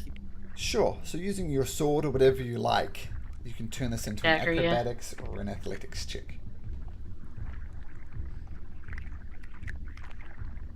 Nope. Try and grab it stuck firmly, and that is your action. Okay, Sigvard. Right. Can I even get there? I can't. 20 feet here. Okay. And then I will Eldritch Blast it, because that's from distance. Sure. Make a shot. Ooh, that's a 19, so that's a crit. Oh, is it? Okay.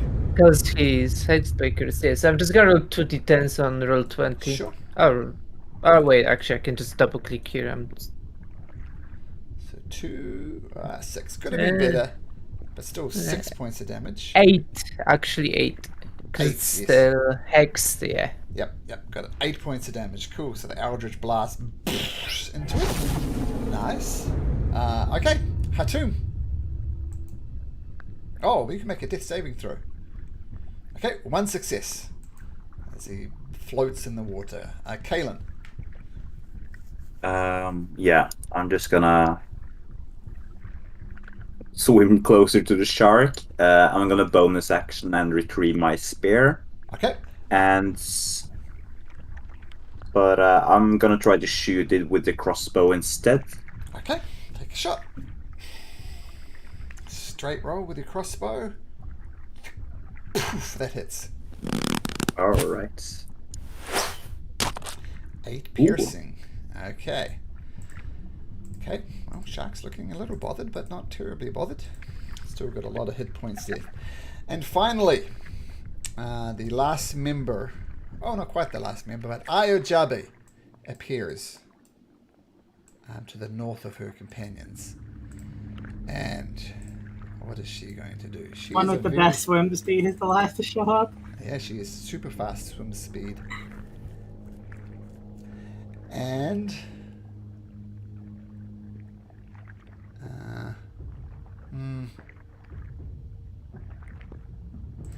she's going to swim over next to Sigvard, and she is going to so you can throw a harpoon, right? Is that right? Yeah. Yeah. Okay. I think it's like javelin. Same thing, probably. Okay, so she's got... Oh, okay, so she's going to attack with that. Oh, and hits. So she kind of throws this harpoon type of thing, digs deep into the creature, stays in the creature, so she can't do that again. But it has to take 9 points of piercing damage. And you see she's eyeing the amulet as well. So that was Io. Amber. Going to cast Cure Wounds on Hatum. Okay, nice. Thank you.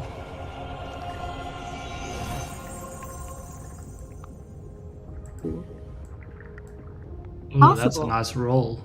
Oh, nice. Oh, Very nice. 13 points of healing. Okay. Thank you. And I'm going to swim over here and try to distract the shark and try to convince it to come towards me. Okay, that's going to be a hard one. Make an animal handling check. That's also not going to be a good spot for it either.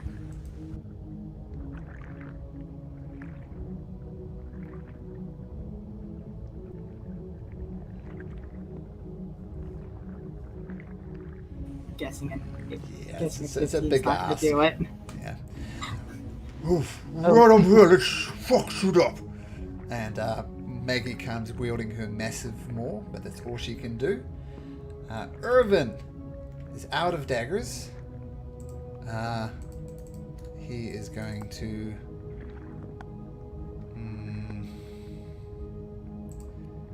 He's going to come and hide behind this rock and take the dodge action. That's what Irvin's going to do. Galsaliad is going to cast this weird spell again. Oh, and he crits. Oh, does nice. 24 points of damage. Ow. And you notice once again this energy comes back to him. He grabs these motes of pure magic and kind of stuffs them into his chest.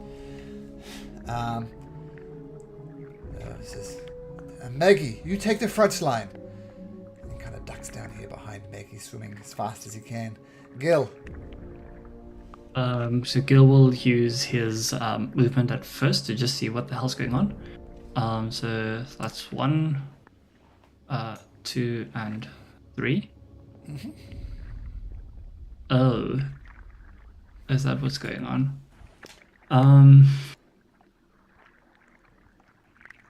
He would like to cast Dissonant Whispers. Okay. I think. Yeah. Yeah. That's what he's going to do. So the shark will just hear kind of these weird little bubbles of aquatic noises within its with its ears, and it needs to make a wisdom saving throw. Which he fails. So then I'm going to cast that. So it's 14 psychic damage. Okay, and it uses its And- reaction to do what exactly? It just use all of its movement to get as far away from me as possible. Sucks for Irvin. At least he has the dodge action. Do I get an attack of opportunity? That would be all. Yes, you do. I looked this up once, and yes, you do. 18, yeah, that hits.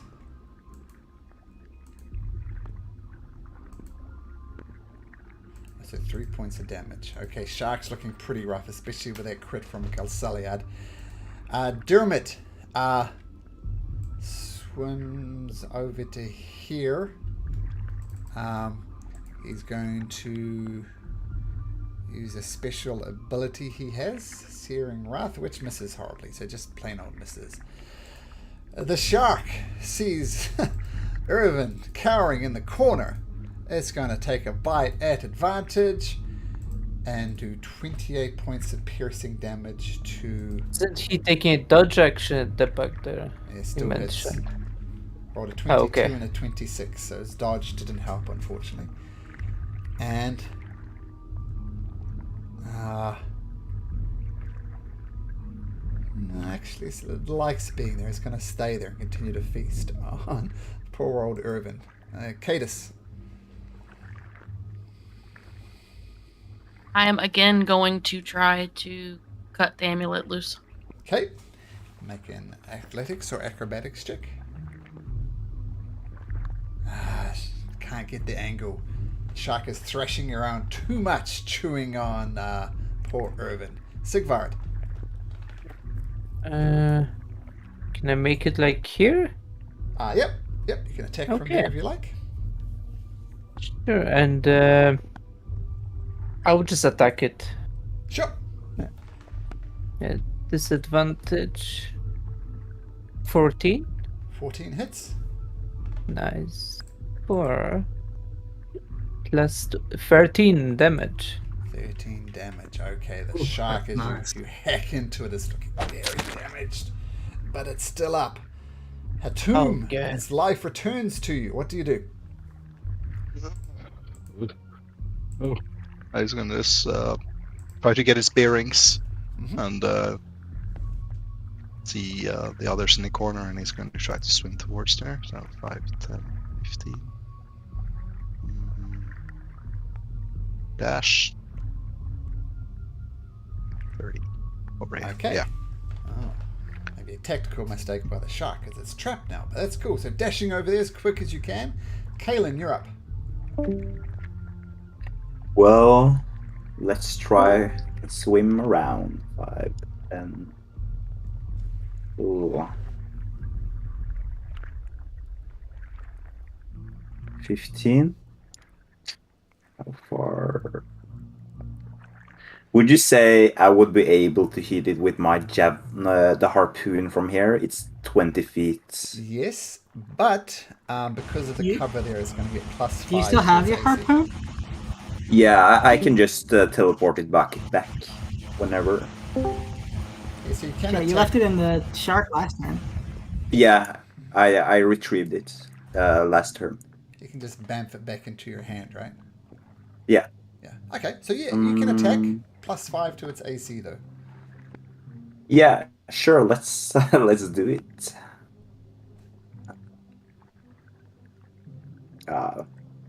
So that would be a 10. So fortunately, swing and a miss. No good.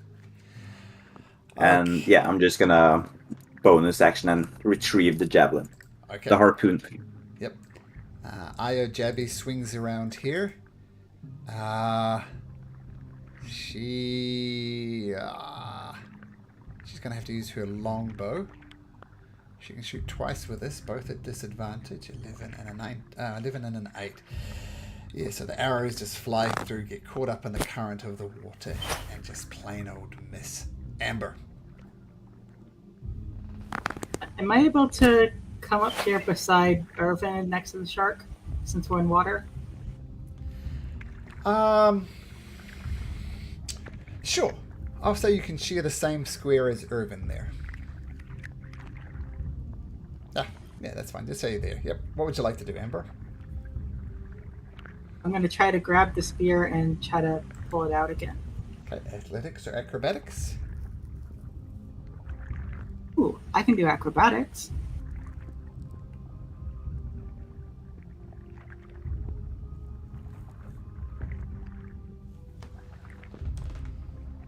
Ah, stuck in there. Don't It's manage to get it out.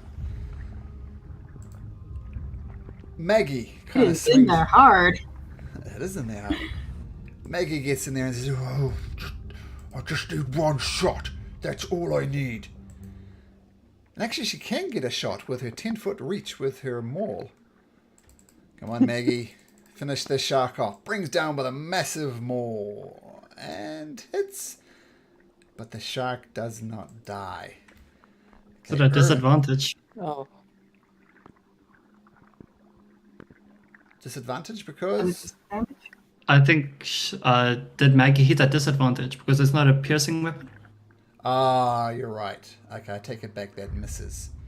Oh, okay, never mind. Okay, Irvin. Irvin is going to panic. He's going to grab one more dagger from his side pouch, stag it. Oh, and does 10 points of damage. Nice one, Irvin. Okay, and Gasaliad will try and cast his special spell again.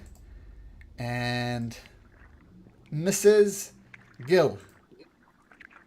Gil will just use his movement. The fight always seems to just go around this pillar frame, so you can't see anything anymore. So he'll use his movement again. Whoa, there's a huge party. Technically, I still can't see the shark, so I'm just going to use the dash action to come 1, 2, and 3. Okay, so that'll be dashing it. around. Yep. Dermot is going to use his Searing Wraith ability. Oh, natural one. The shark. 1 to 3, it's Sigvard. Irvin. Okay, takes a massive bite out of Irvin, or maybe. Irvin was... Oh no, he took an attack. So Irvin takes 32 points of damage. But he's still What? standing, but only just. Ow! The shark's thrashing Damn. around. Doesn't get through. Cadus, what do you do?